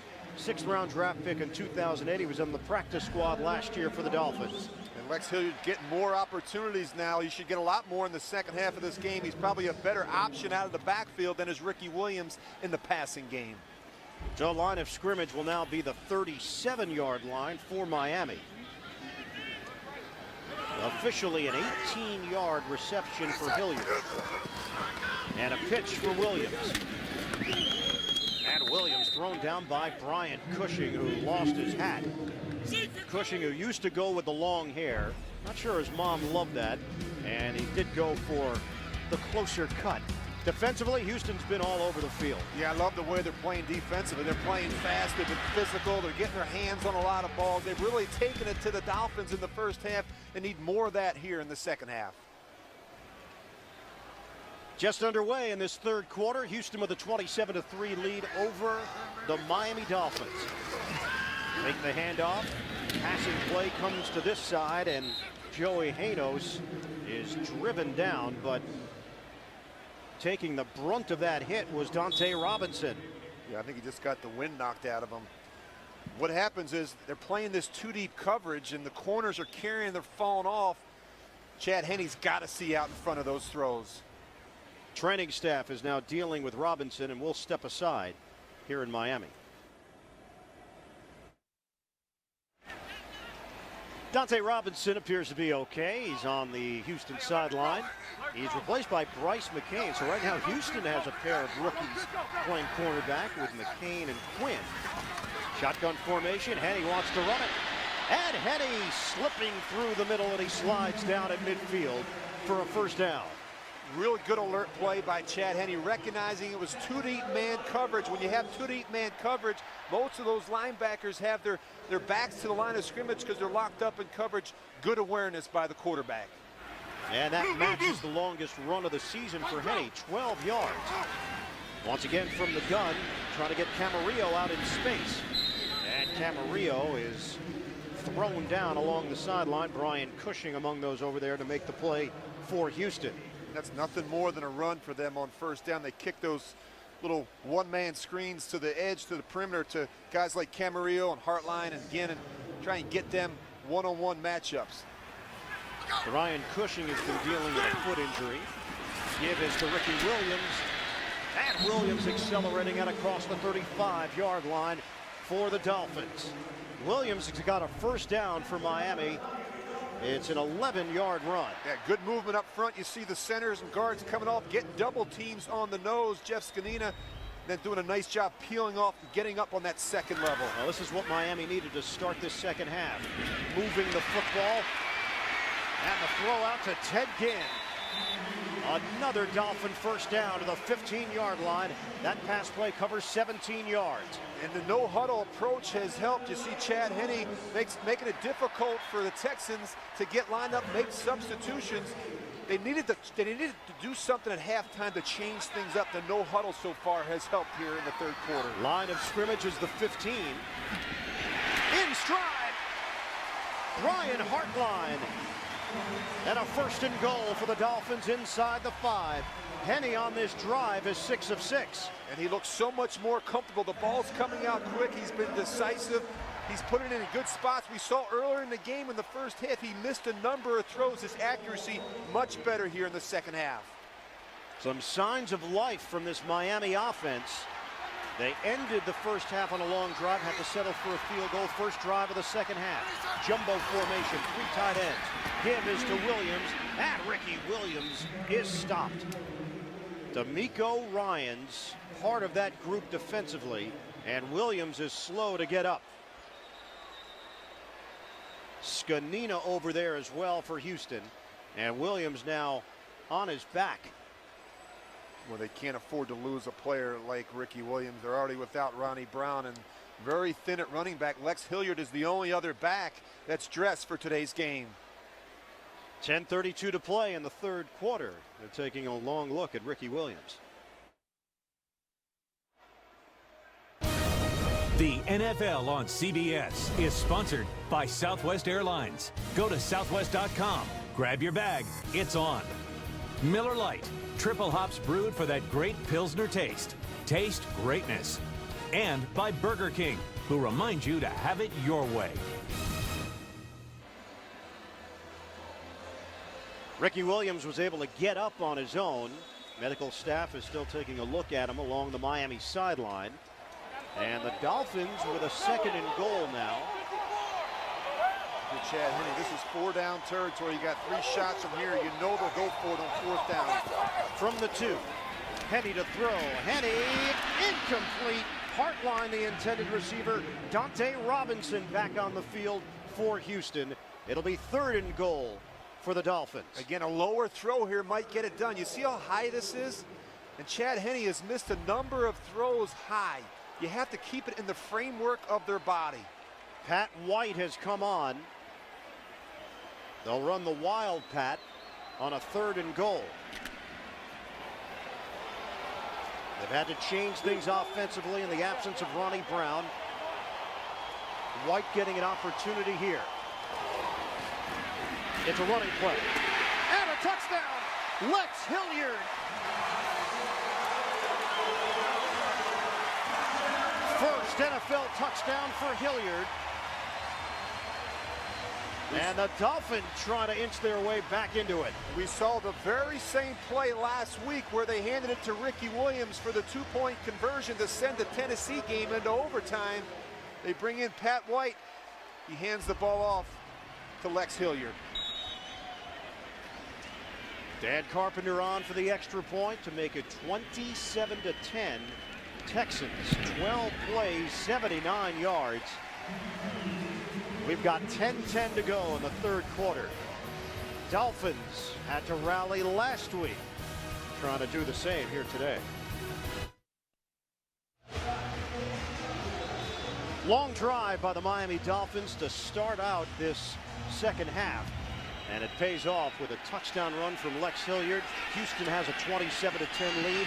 Carpenter kicking off to Jacoby Jones. And Jones is brought down short of the 20-yard line. A 15-yard return. Matt Schaub. nearly perfect in the first half. Tackling in the first half, not so much for Miami. Well, how do you give up 300 yards of offense in the first half at home? Well, it starts by not tackling well and poor angles, not getting enough hats to the ball. And you look at the Texans, they have some big physical players, the receivers, even a guy like Chris Brown. If you give them extra opportunities, they make you pay. On a 1st and 10 for Houston from the 20. Anderson, the motion man. Shaw throwing over the middle for Andre Johnson, and that quiets the crowd, at least most of the sections of the crowd. Johnson over 1,500 yards receiving back-to-back years for the great Andre Johnson, the 3-time Pro Bowler, a gifted receiver. I tell you, he is phenomenal, Ian. You know, he tracks the ball so well, strong hands. He catches the ball away from his body. Great leaping ability, can stop on a dime. Great with the ball after the catch. As good as there is in the game right now. First down for Houston. Schaub looking to throw again. And Schaub underneath, wrestling for the football. Kevin Walter and Vontae Davis. It'll belong to the receiver, Walter, for a 7-yard gain. Andre Johnson going back-to-back 1,500 yards. Only the second man in NFL history to ever accomplish that. Marvin Harrison, the other. He did it back in 01 and 02. Andre Johnson really works for his catches. Whether or not he has the ball in his hands, he's very active, very strong, even good in the running game, willing to go in there and block safeties. A very unselfish player. And you think, where's Jerry Rice? He missed it by 1 yard, 1,499. Big hole. Arian Foster busting through it for a first down. Key block from Chris Myers up front for the Texans. And again, Houston just moving the ball with ease against this Miami D. I'm really surprised by the Miami front seven. They're not doing a good job getting off of blocks. We already talked about the poor tackling, but keep in mind, as we mentioned in the first half, this is not an offense that has run the ball particularly well this season. But so far here today, they've had a lot of success against this Dolphins front seven. And Miami doing it without Channing Crowder. Foot injury, return questionable. We haven't seen him since the first series of the game. Handoff to Ryan Moats. And hit over by Kendall Langford to limit Moats to a gain of 1. Taylor in there as well. 2nd and 9 now for Houston. Look at that production right there. That's a pretty clean page, isn't it? Field goal. Touchdown, touchdown, touchdown, field goal, the end of the half. It's a pretty good report card. And that guy right there, Kyle Shanahan, has done a wonderful job with play selection in this ball game. 2nd and 9 for the Texans. 7:28 and counting left in the third. Texans trying to move to 8 and 7 on the season. Schaub knocked up in the air and picked off. Intercepted by Jeremiah Bell. Into Houston territory, and Bell is cut down inside the 35.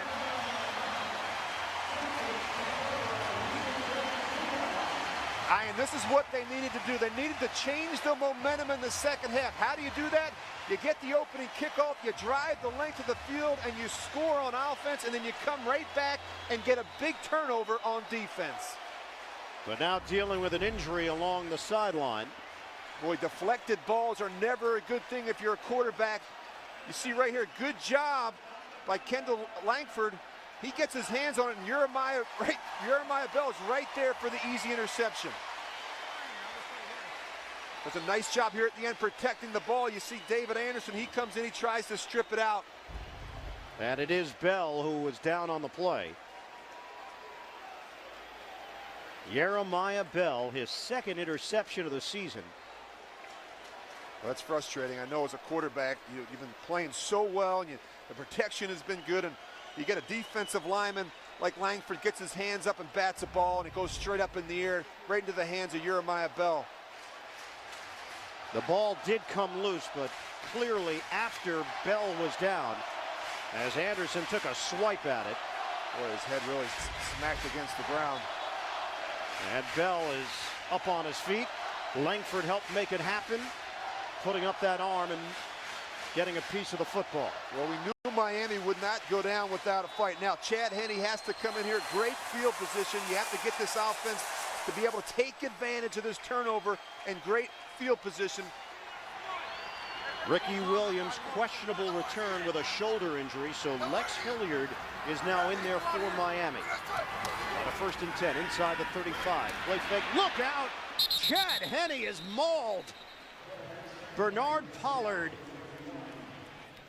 It's a loss of 7 on the play. Well, he never felt the safety on the backside. You're going to see Pollard. He's going to come from the other side of the screen. He's right the end man on the line of scrimmage. They try to turn the line that way, but the tight end does not do a good job. Joey Hanos gets beat back up inside. You can't let him beat you across your face. Very nice play by Bernard Pollard. Pollard got the sack. Zach Dials helped him out, though. Terrific vision by Dials. Incomplete in the area of Devon Bess, who's looking for a flag.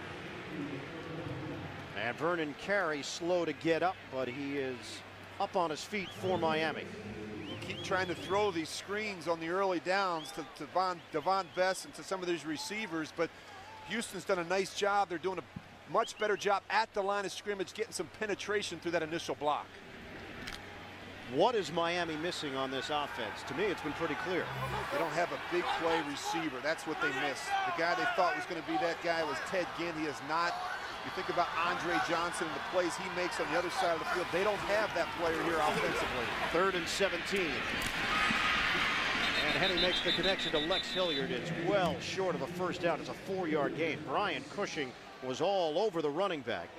And now you're looking at a 54-yard field goal attempt. And they're going to try it. You know, Tony Sperano sending Carpenter onto the field.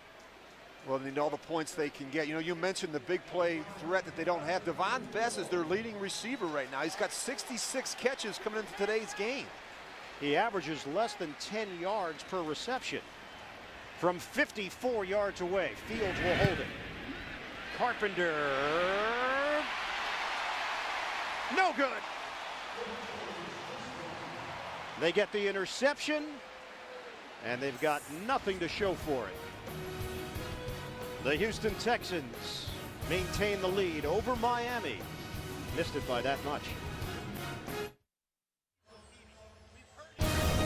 The NFL on CBS is sponsored by FedEx. We understand your business could use a Dick Butkus pep talk. And by Geico, where 15 minutes could save you 15% or more on car insurance. 27-10, Houston leading Miami, 5:52 to play in the 3rd quarter. Andre Johnson, the Miami native, 5 catches, 71 yards. He's gone over 1,500 yards for the 2nd consecutive season. Hand off to Arian Foster, and Foster is brought down after a gain of 2.5 on the play. NFL Today update. Let's head to New York. Check in with JB. Ian, no offensive fireworks by Cincinnati, but they do get on the scoreboard with a touchdown. That is Palmer. Well, Carson Palmer to Lavernius Coles.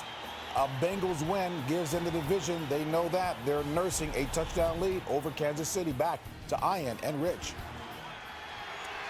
All right, JB, thanks very much. Cincinnati at 9-5, looking to get the double-digit victories on the year. It's been a very trying year for the Bengals. Arian Foster able to curl it up the middle and very close to first down yardage. It's a 7-yard gain for Foster. The Texans took over after the missed field goal at the 44-yard line, Rich. Matt Schaub, when he threw the interception, they had it at the 44-yard line. So Miami got the football back, and ultimately nothing came of it with the missed field goal. Real nice job by their defense. A sudden change. They go out there, they force a stop, they get the ball right back for their offense. Trying to convert on a 3rd and 1. Foster gets the call. Foster, second effort. Texans believe they've got enough for the first down. It's all going to depend on the spot for Houston and Arian Foster. This is an area of their offense they need to spend a lot of time at in the offseason. Short yardage and goal line offense, they have not been very efficient. We've seen it a bunch of times this year. They just run the ball, the stretch play to the right, but not a lot of movement up front. Not a lot of space for the back to stick it up in there and get a yard. Just watch the right side of that line. Good job by Langford and Soliai getting good push up inside. You see right there, Eric Winston a little high. He's playing high. His pads are too high. His pad level have to get down to get some movement from that group up front. They're going to be short. Oof. They got it, huh? They gave it to him.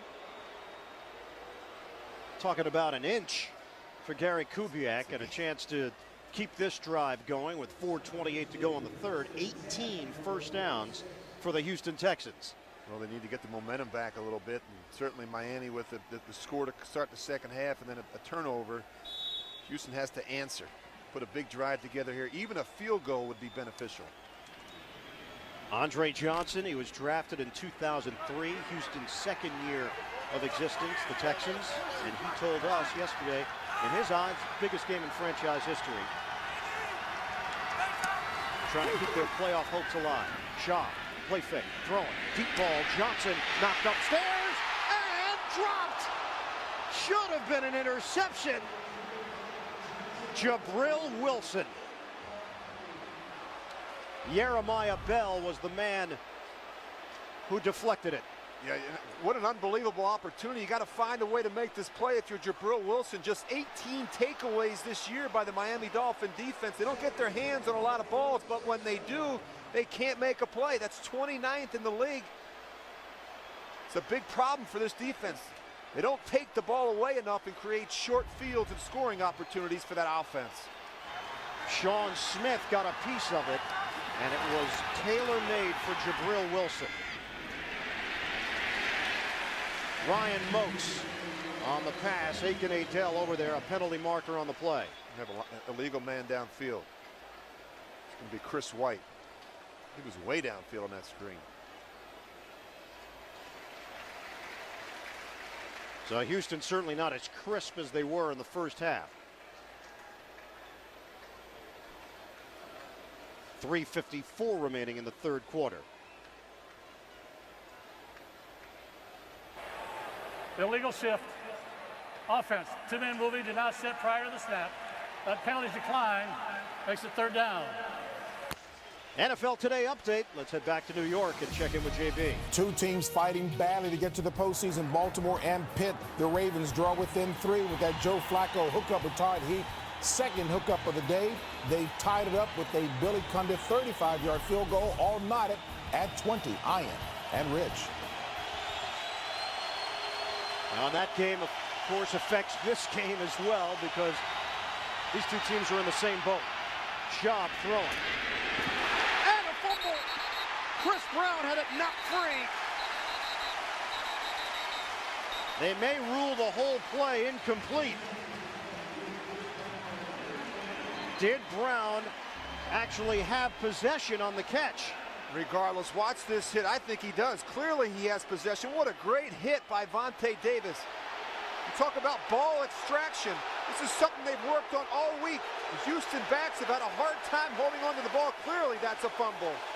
And Sperano's going to challenge it. He's thrown the red flag. Boy, it looked like Brown caught it and made a football move up the field. Officials are going to take a look at it.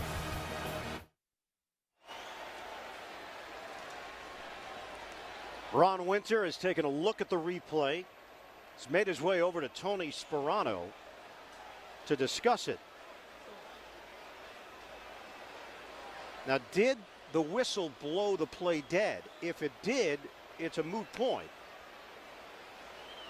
And that, I think, is what he's explaining right now to Tony Sperano. Miami clearly recovered what they thought was a loose football, a fumble. I think clearly Chris Brown has possession of this ball, and you see Vontae Davis, he comes in there and does a nice job using that right shoulder and forearm to knock that one out.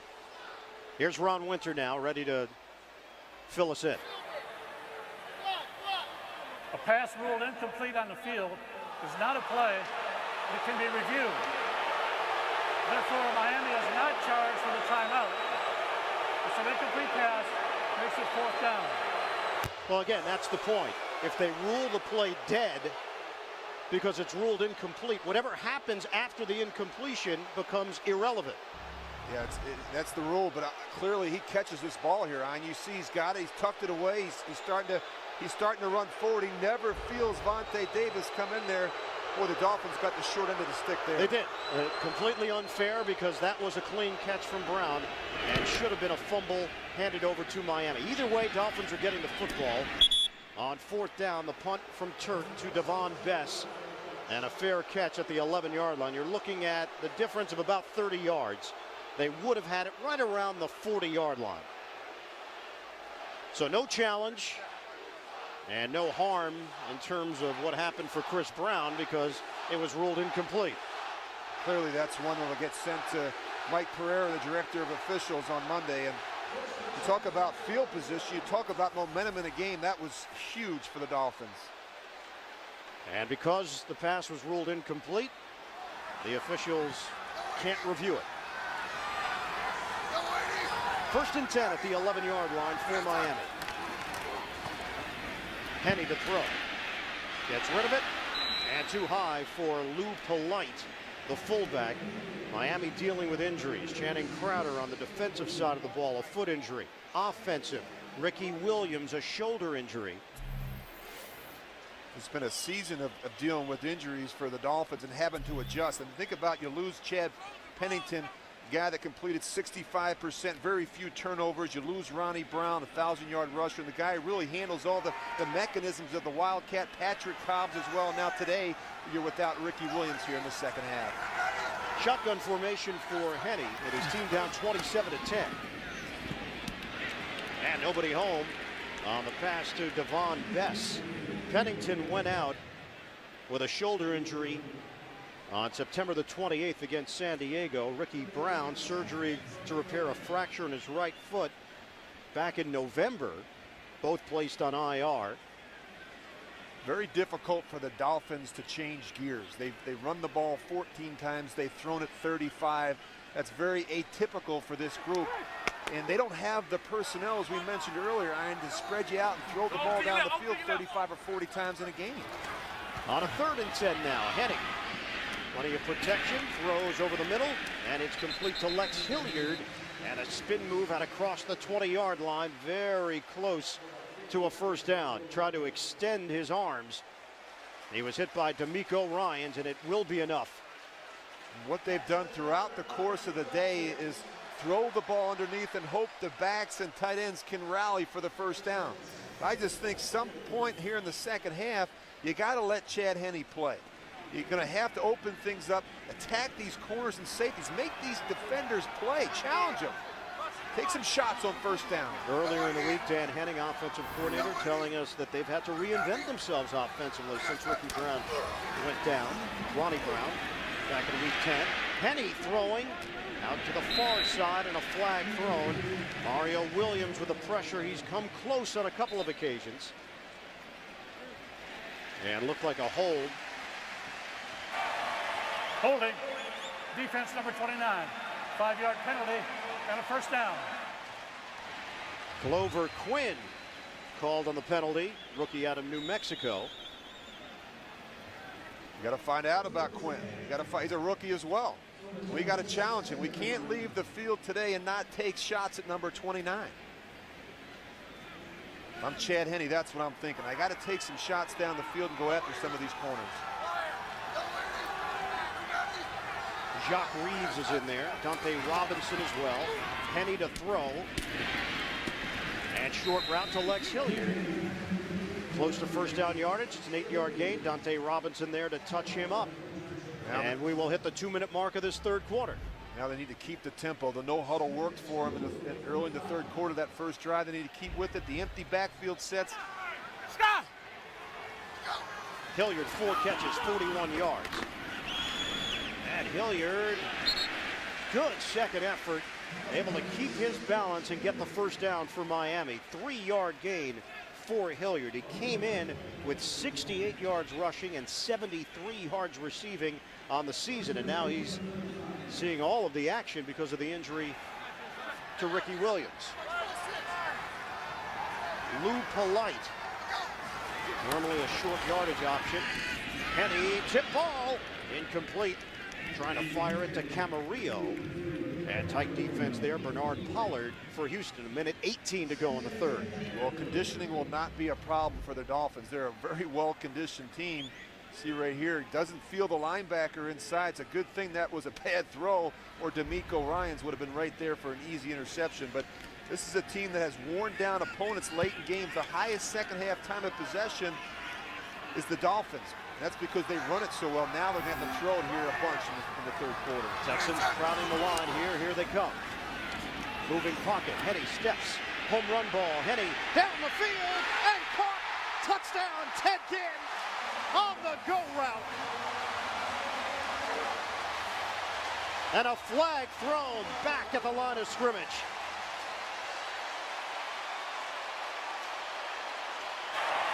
Tripping. Offense number 36. A 10-yard penalty. Repeat second down. You talk about the pendulum of emotions for the Miami Dolphins. They thought they were right back in this game. Watch the leg whip right there. And Lou Polite. he's doing the best. That's too bad because that was a wonderful throw by Chad Henne. He put air on it. He put it right in front of both safeties, and just a great, we talked about taking some shots, going after this secondary. They get it done right there, but of course the penalty brings it back. The trip against Connor Barwin.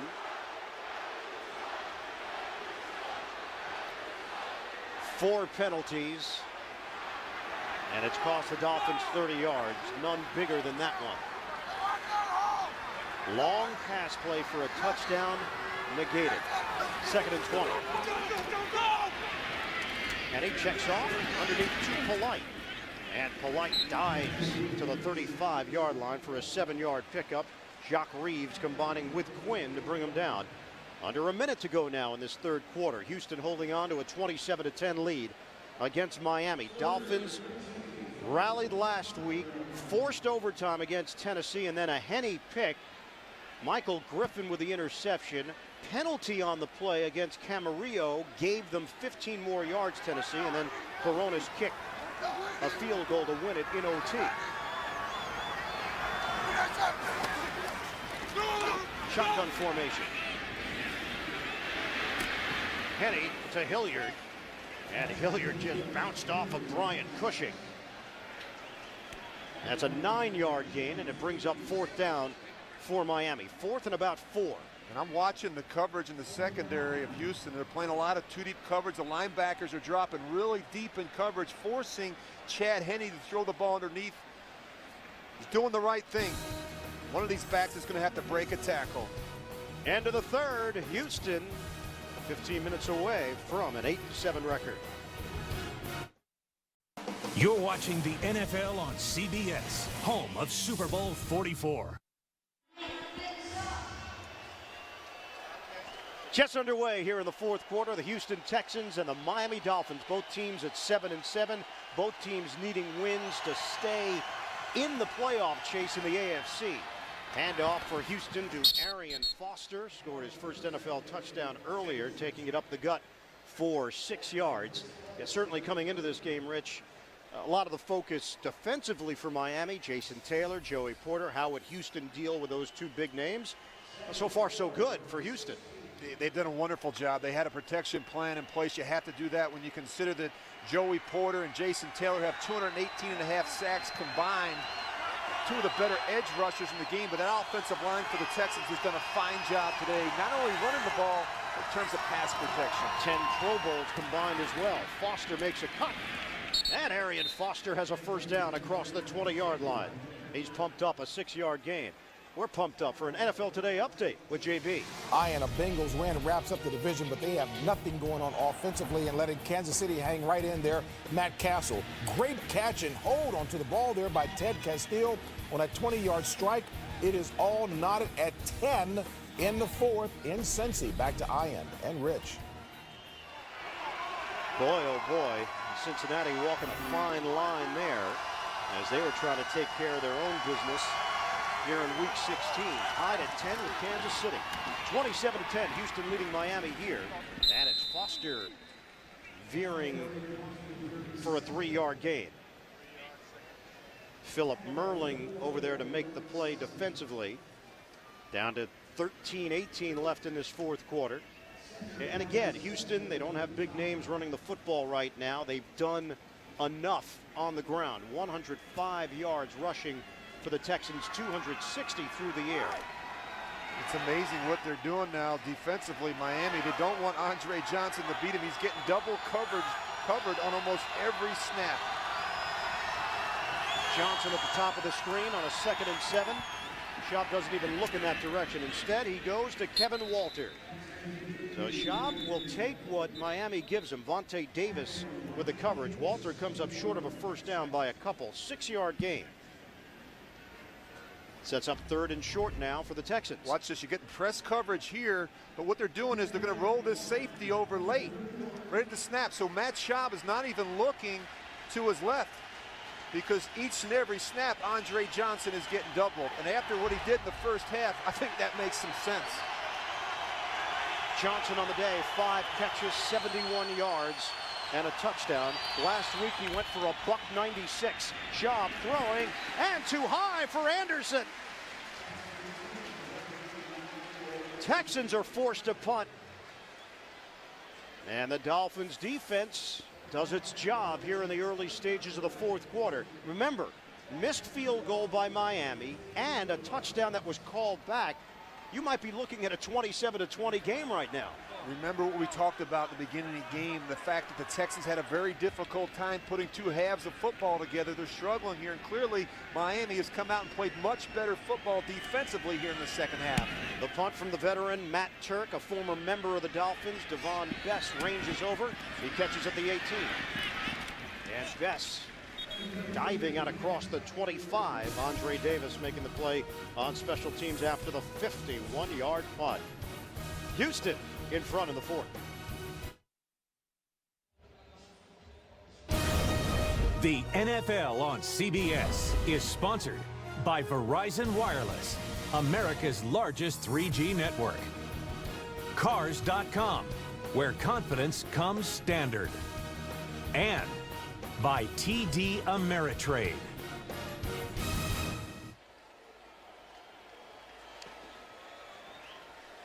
Back here in South Florida, a win today for Houston. They would finish 5-3 on the road. That would be their best ever road record in franchise history. Previous best was 4-4 in 04. Henny up for grabs and caught by Ginn. Ted Ginn hauls it in at the 39-yard line, and Miami still has a pulse here, a 35-yard hookup. Well, nice adjustment here by Ted Ginn. It's an underthrown ball because Chad Henne is getting pressured in the pocket by Mario Williams, but a really nice adjustment there by Ted Ginn. Injury update, Justin Smiley, knee injury for Miami. And Dominique Barber, hamstring injury. He is done for the day. On first down, Henne looking. We'll check it off. And spilled out is Lex Hilliard after the gain of 2. He was hit by Bernard Pollard. Thought the NFL fantasy football season was over? It's not. Sign up for NFL.com. Playoff challenge today only at NFL.com/fantasy. Under 11 minutes to go in this 4th quarter. Houston with a 27-10 lead over Miami. Oh, what a catch! Devon Bess. Acrobatic grab by the 2nd-year wideout from Hawaii. Nice job by Chad Henne giving him a chance, but look at this adjustment in midair by Devon Bess. And this is what you need. You need some of these players to step up and make big plays at crunch time to give yourself a chance to get back in this game. 15-yard reception, Henne in the pocket, throws it. And Brian Hartline is stuffed right away by D'Amico Ryans. Forward progress will give him a gain of 6. And the clock is moving here in the 4th quarter. The Texans are not playing a lot of man-to-man coverage, a lot of 2-deep zone. They're really forcing Chad Henne to work the ball underneath to those backs and those crossing routes. Miami has thrown the ball 44 times today. This is a running play for Lex Hilliard. And they have caught Houston napping as Hilliard's got a first down at the 10-yard line. Miami looks like the much more aggressive team here in the second half. A little draw right up inside to Lex Hilliard. Good job by the receivers and even the tight ends getting involved there, getting up on the second level, taking some hits off the back. 1st and goal now for the Dolphins. Henne from the gun. Henne throws, wide open, Hilliard jogs into the end zone. Touchdown, Miami. And the Dolphins are clawing back into it.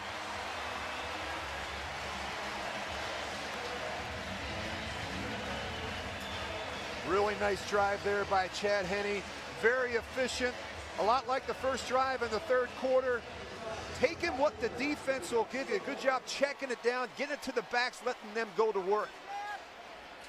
6 plays, 74 yards, and a quick touchdown drive by the Dolphins. It took 2 minutes and 36 seconds. Dan Carpenter on for the extra point.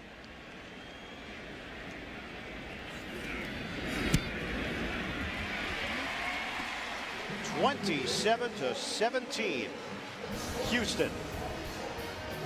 Texans are trying to hold on. Miami looking for a miraculous comeback at home. Big game. Lex Hilliard on the practice squad last year. He's got a rushing touchdown. He's got a receiving touchdown. And the Miami Dolphins within striking distance, 27-17. Houston in front. Carpenter kicking it off. Jacoby Jones returning it. And Jones is brought down as he crossed the 20-yard line for Houston by Eric Walden on special teams. It's a 22-yard return. The MetLife Blimp is providing today's aerial coverage. Look for the MetLife Blimps as we team up throughout the year for more coverage this season. Houston just 65 yards of offense here in the second half after having 306 in the first half. Matt Schaub and the boys need to find a way to get a couple first downs. Jumpstart this offense. It's been all Miami defense here in the second half. On a 1st and 10 from the 22. Just over 9 minutes to play. Take the handoff. Schaub. Plenty of time. Schaub out of the pocket. And he throws to Joel Dreesen, the tight end. Dreesen out across the 25-yard line. And Randy Starks leading that defensive charge for Miami. Call it a 2nd and 6 now for the Texans. Have to find a way to get Andre Johnson going, and they're going to double cover him. You have to find a way to move him around. Line him up in the slot, short motion him, give him some stack releases, line him up in the bunch. This guy's got to get his hands on the ball here in the fourth quarter. 2nd down, crowd has come alive here in South Florida. Ryan Moats unable to slice through. He's limited to a gain of 1. Paul Soliai making that play defensively for the Dolphins. And it's 3rd and 5 coming up for Houston. Mark Anthony urging on the fans here in Miami. J-Lo among them. Well, it's no time to get conservative than Matt Schaub.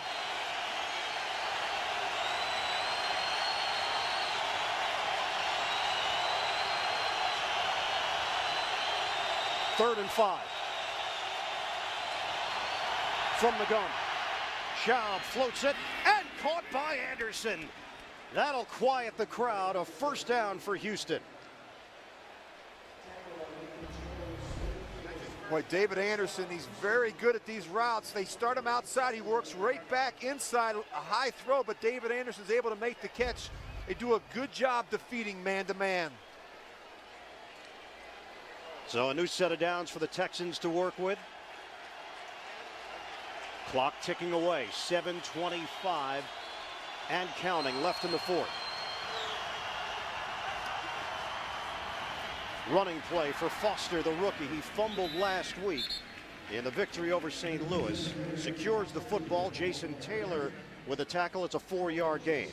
That's the most important thing right now. If you're one of these backs for the Texans, you got to take care of the football. You know Miami has been working on ball extraction all week, trying to get the ball out of the hands of some of these backs. Kubiak has been very sensitive with his running back situation. They've all coughed it up this season and talked to us in the meeting about both these backs taking care of the football in piles. 2nd and 6 now for the Texans. Dreesen goes in motion. Schaub lets it fly. Incomplete. Trying to hit Jacoby Jones. It'll be 3rd down for Houston. Vontae Davis in coverage for Miami. Vontae Davis has really come on here in the second half. Pretty nice job. Good recovery there. He's able to get that left hand in. right at the last moment, but I've been impressed with him. You know, he's given up some big plays this year, but he continues to battle back and make plays late in games. Texans have never finished with a winning record in their 8-year history. They've never made the playoffs. Even with a win, they could be eliminated today if Denver, Baltimore, and Cincinnati win. Huge play here on a 3rd and 6. Dime package for Miami. Texans lead by 10. 6.5 to go. Shaw pump fake. Shaw incomplete. In the vicinity of Andre Johnson, Randy Starks made it difficult for Matt Schaub to get rid of the football cleanly. And the Texans will punt it here in the 4th. Well, they run 2 crossing routes, and it's a nice job picking it off and making sure that they're in coverage. But the man-to-man coverage on 3rd down has really helped the Dolphins here in the 4th quarter. The 41-year-old Matt Turk, 3-time Pro Bowler, punting to Devon Bess. We have 6:27 remaining. A really nice job by the Dolphins defense in the second half, Ian. They forced them to 3 punts and got an interception. No rush. High punt. Spiraling kick from Turk. And Bess will catch it. Fair catch at the 15-yard line. 44-yard punt. Mark Anthony and his wife urging the crowd, let's get loud with 6:19 to go. The NFL on CBS is sponsored by Orbitz. Visit Orbitz.com today and save. And by Subway Restaurants, home of the famous $5 footlong. Come from behind effort here from the Miami Dolphins. Last week, similar situation. They were able to force overtime, eventually lost to Tennessee. They trail by 10 with just over 6 minutes to play. And Henne is dumped. Back at the 11-yard line, Brian Cushing. I don't know if you can give out the award right now. Go ahead, give it to him. He's Defensive Rookie of the Year, no? He really is. He's had a fantastic season. Leads the team in tackles. Bunch of sacks, tackles for losses, 4 interceptions. Phenomenal rookie campaign. 2nd and long, Henne. Good catch made there by Hilliard. As he crosses the 20-yard line, they'll face a 3rd down after the 9-yard pickup. D'Amico Ryans makes another tackle for Houston. We have under 6 minutes to go now. Texans 27, Dolphins 17.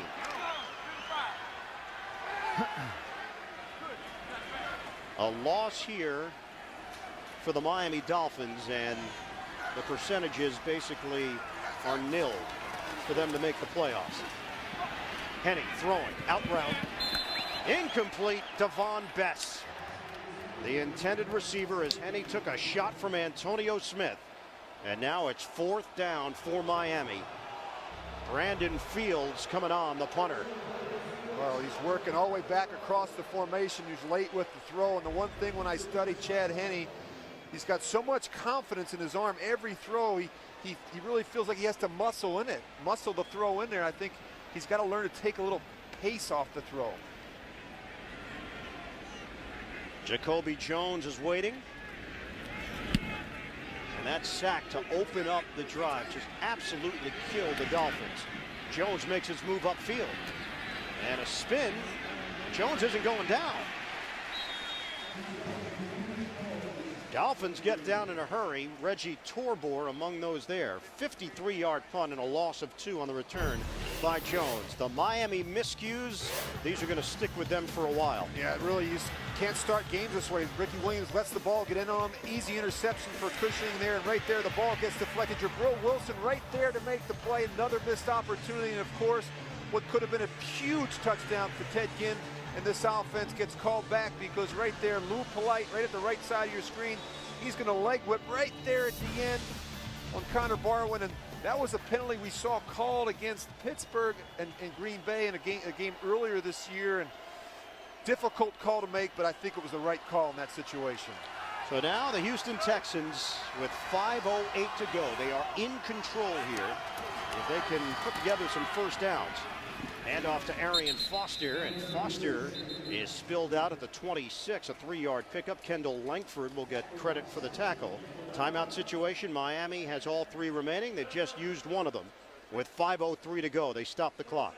If you're Gary Kubiak now, you're just thinking about first downs, ways to make some first downs, milk this clock a little bit, force Tony Sperano to use some of these timeouts. Well, CBS Sports jumps into the bowl season Thursday. Bob Stoops, Oklahoma Sooners meet Heisman runner-up Toby Gerhart of the Stanford Cardinal in the Brute Sun Bowl. And on Friday, West Virginia, the Mountaineers take on the Seminoles of Florida State. Coaching legend Bobby Bowden's final game. The Konica Minolta Gator Bowl. We'll have it for you both on CBS.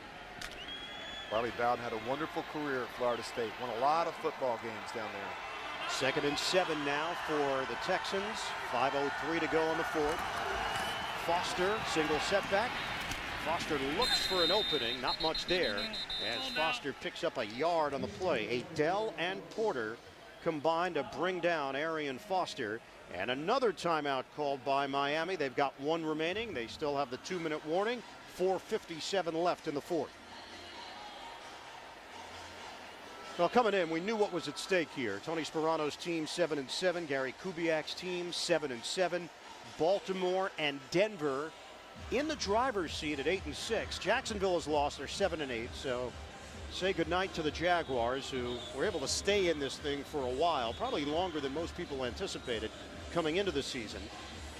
Jets have Indianapolis coming up today, and Miami has the Pittsburgh Steelers on their schedule next week. Houston will be home for New England. What will that game mean for the Patriots? And what will it mean for the Houston Texans if they move to 8-7? And the possibility of a playoff spot at stake, depending on how much help they get. 3rd and 6. Shaw. Throw too high. Now, every time the Texans have had a chance to either put this game away or really put the pressure on Miami, leaving them little time on the clock, they haven't been able to come through. And the Texans, we've seen it a number of times this year, and they've not been able to put two halves of football together. And offensively, they look like a much different team here in the second half. I don't know if it's just a question of the Texans not being on the same page in terms of the timing and rhythm of the passing game, or just Miami playing much better defensively here in the second half. Those 3 downs took 16 seconds. And Matt Turner, fortunate to get a Houston roll. And Devon Bess backed away. Surprised Devon Bess didn't come up and try and make a play on that ball. And Bess looked right over to the sideline. I'm sure there were some frustrated teammates there. A 51-yard punt. And Turk was very fortunate that it took the Texan bounce the way that it did. You want to start coming towards the ball. You got time to make a play here. Now you let it roll another 10, 12 yards. It's critical field position for an offense that's struggling. You see the correction right there being made by James Saxton, the running backs coach.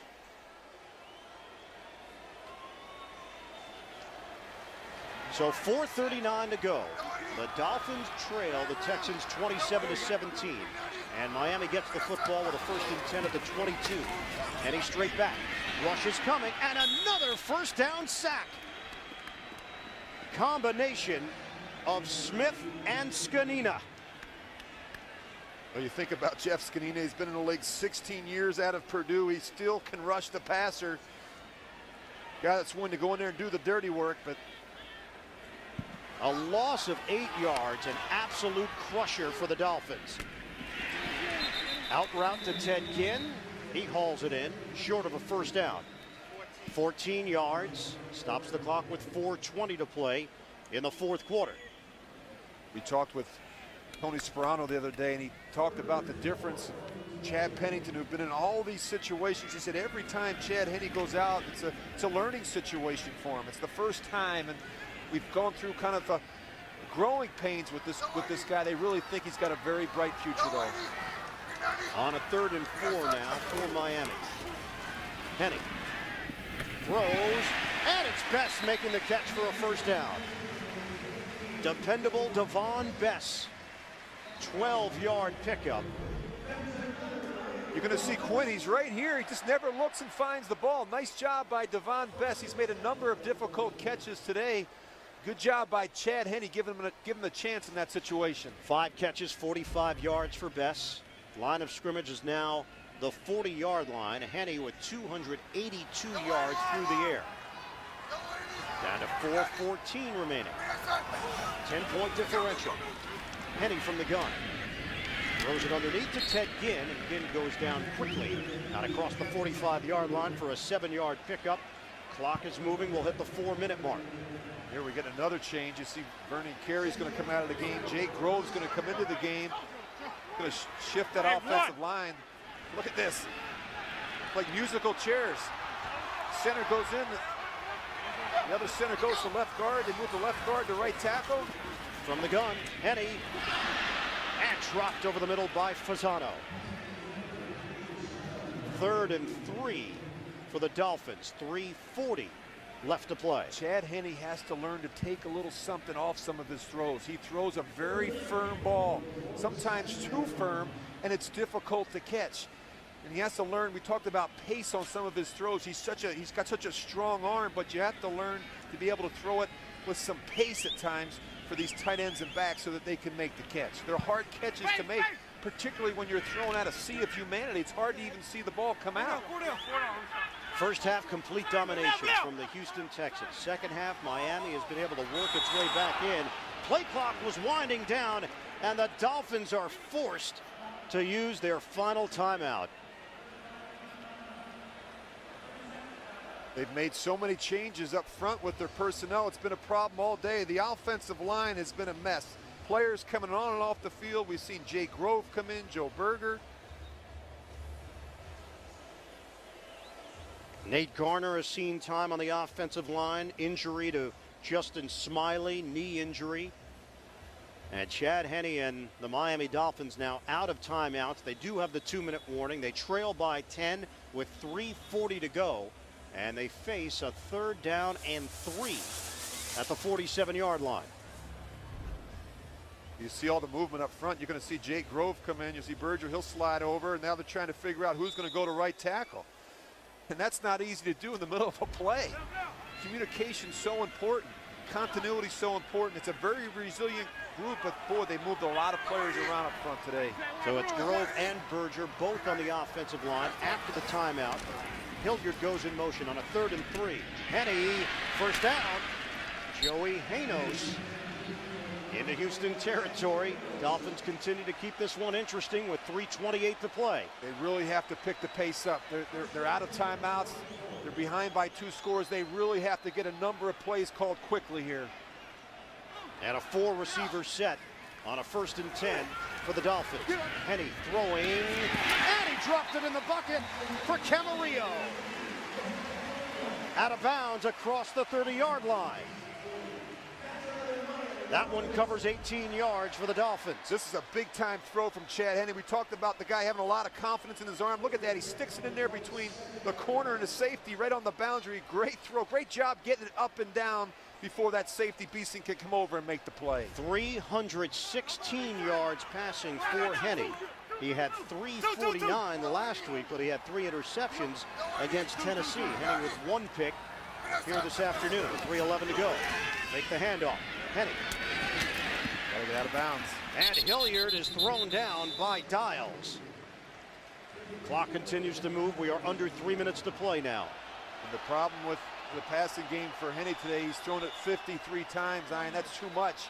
We talk about that pitch count being so important. And you also talked about this team's not built to throw it that many times. Just don't have the personnel yet at the wide receiver position to be able to do that. Well, the clock should have stopped because Hilliard got to the sideline. So they will put time back on. Hilliard was ruled out of bounds.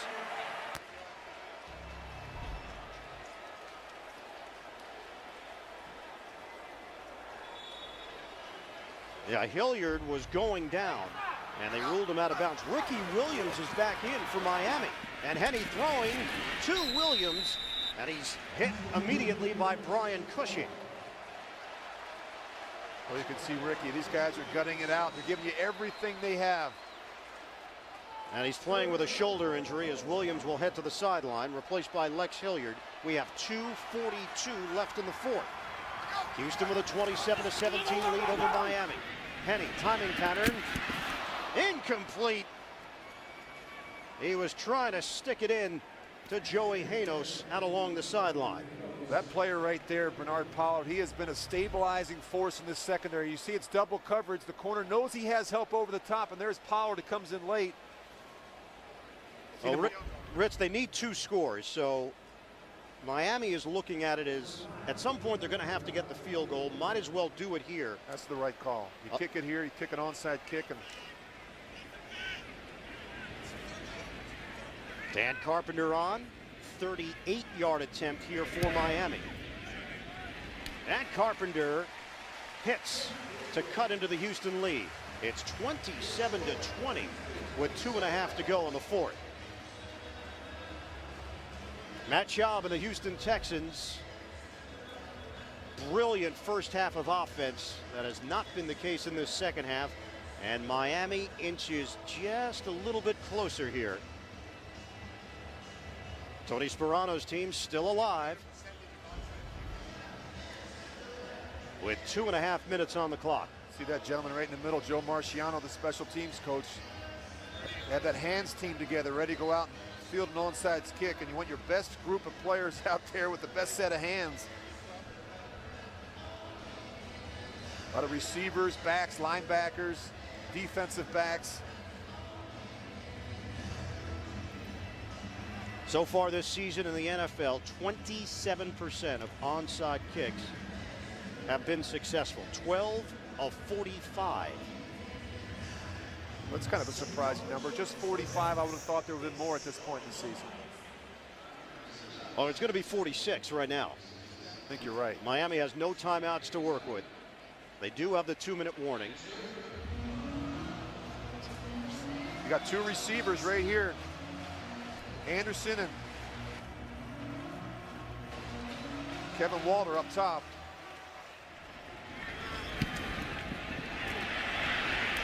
Fields, and it's handled by Houston at the 40. It's nice to have a guy like Kevin Walter, all 6'3" of them. Nice job. They get the kick that they want. It gets up real high in the air. Nice job by Brandon Fields, but that's why you have a receiver like Walter on the field who can make that play. Good job by the group up front, getting some blocks so that Walter doesn't get blown up. If they stop them cold here, Miami would get the football back with about 30 to 35 seconds left. 2:29 to go. Texans take over with a 1st and 10 at the Miami 41-yard line. Walter goes in motion. Hand off for Arian Foster. He's got a crease. And Foster spun down at the 35. He picks up 6 yards on 1st down. Clock is moving, and this will carry it to the 2-minute warning here in South Florida. What do you suppose Gary Kubiak and Matt Schaub are going to tell these young backs in the huddle? Take care of the football. 2 hands on the ball, most important thing. The Houston Texans, 2 minutes away from a December win that would put them at 8-7 on the season.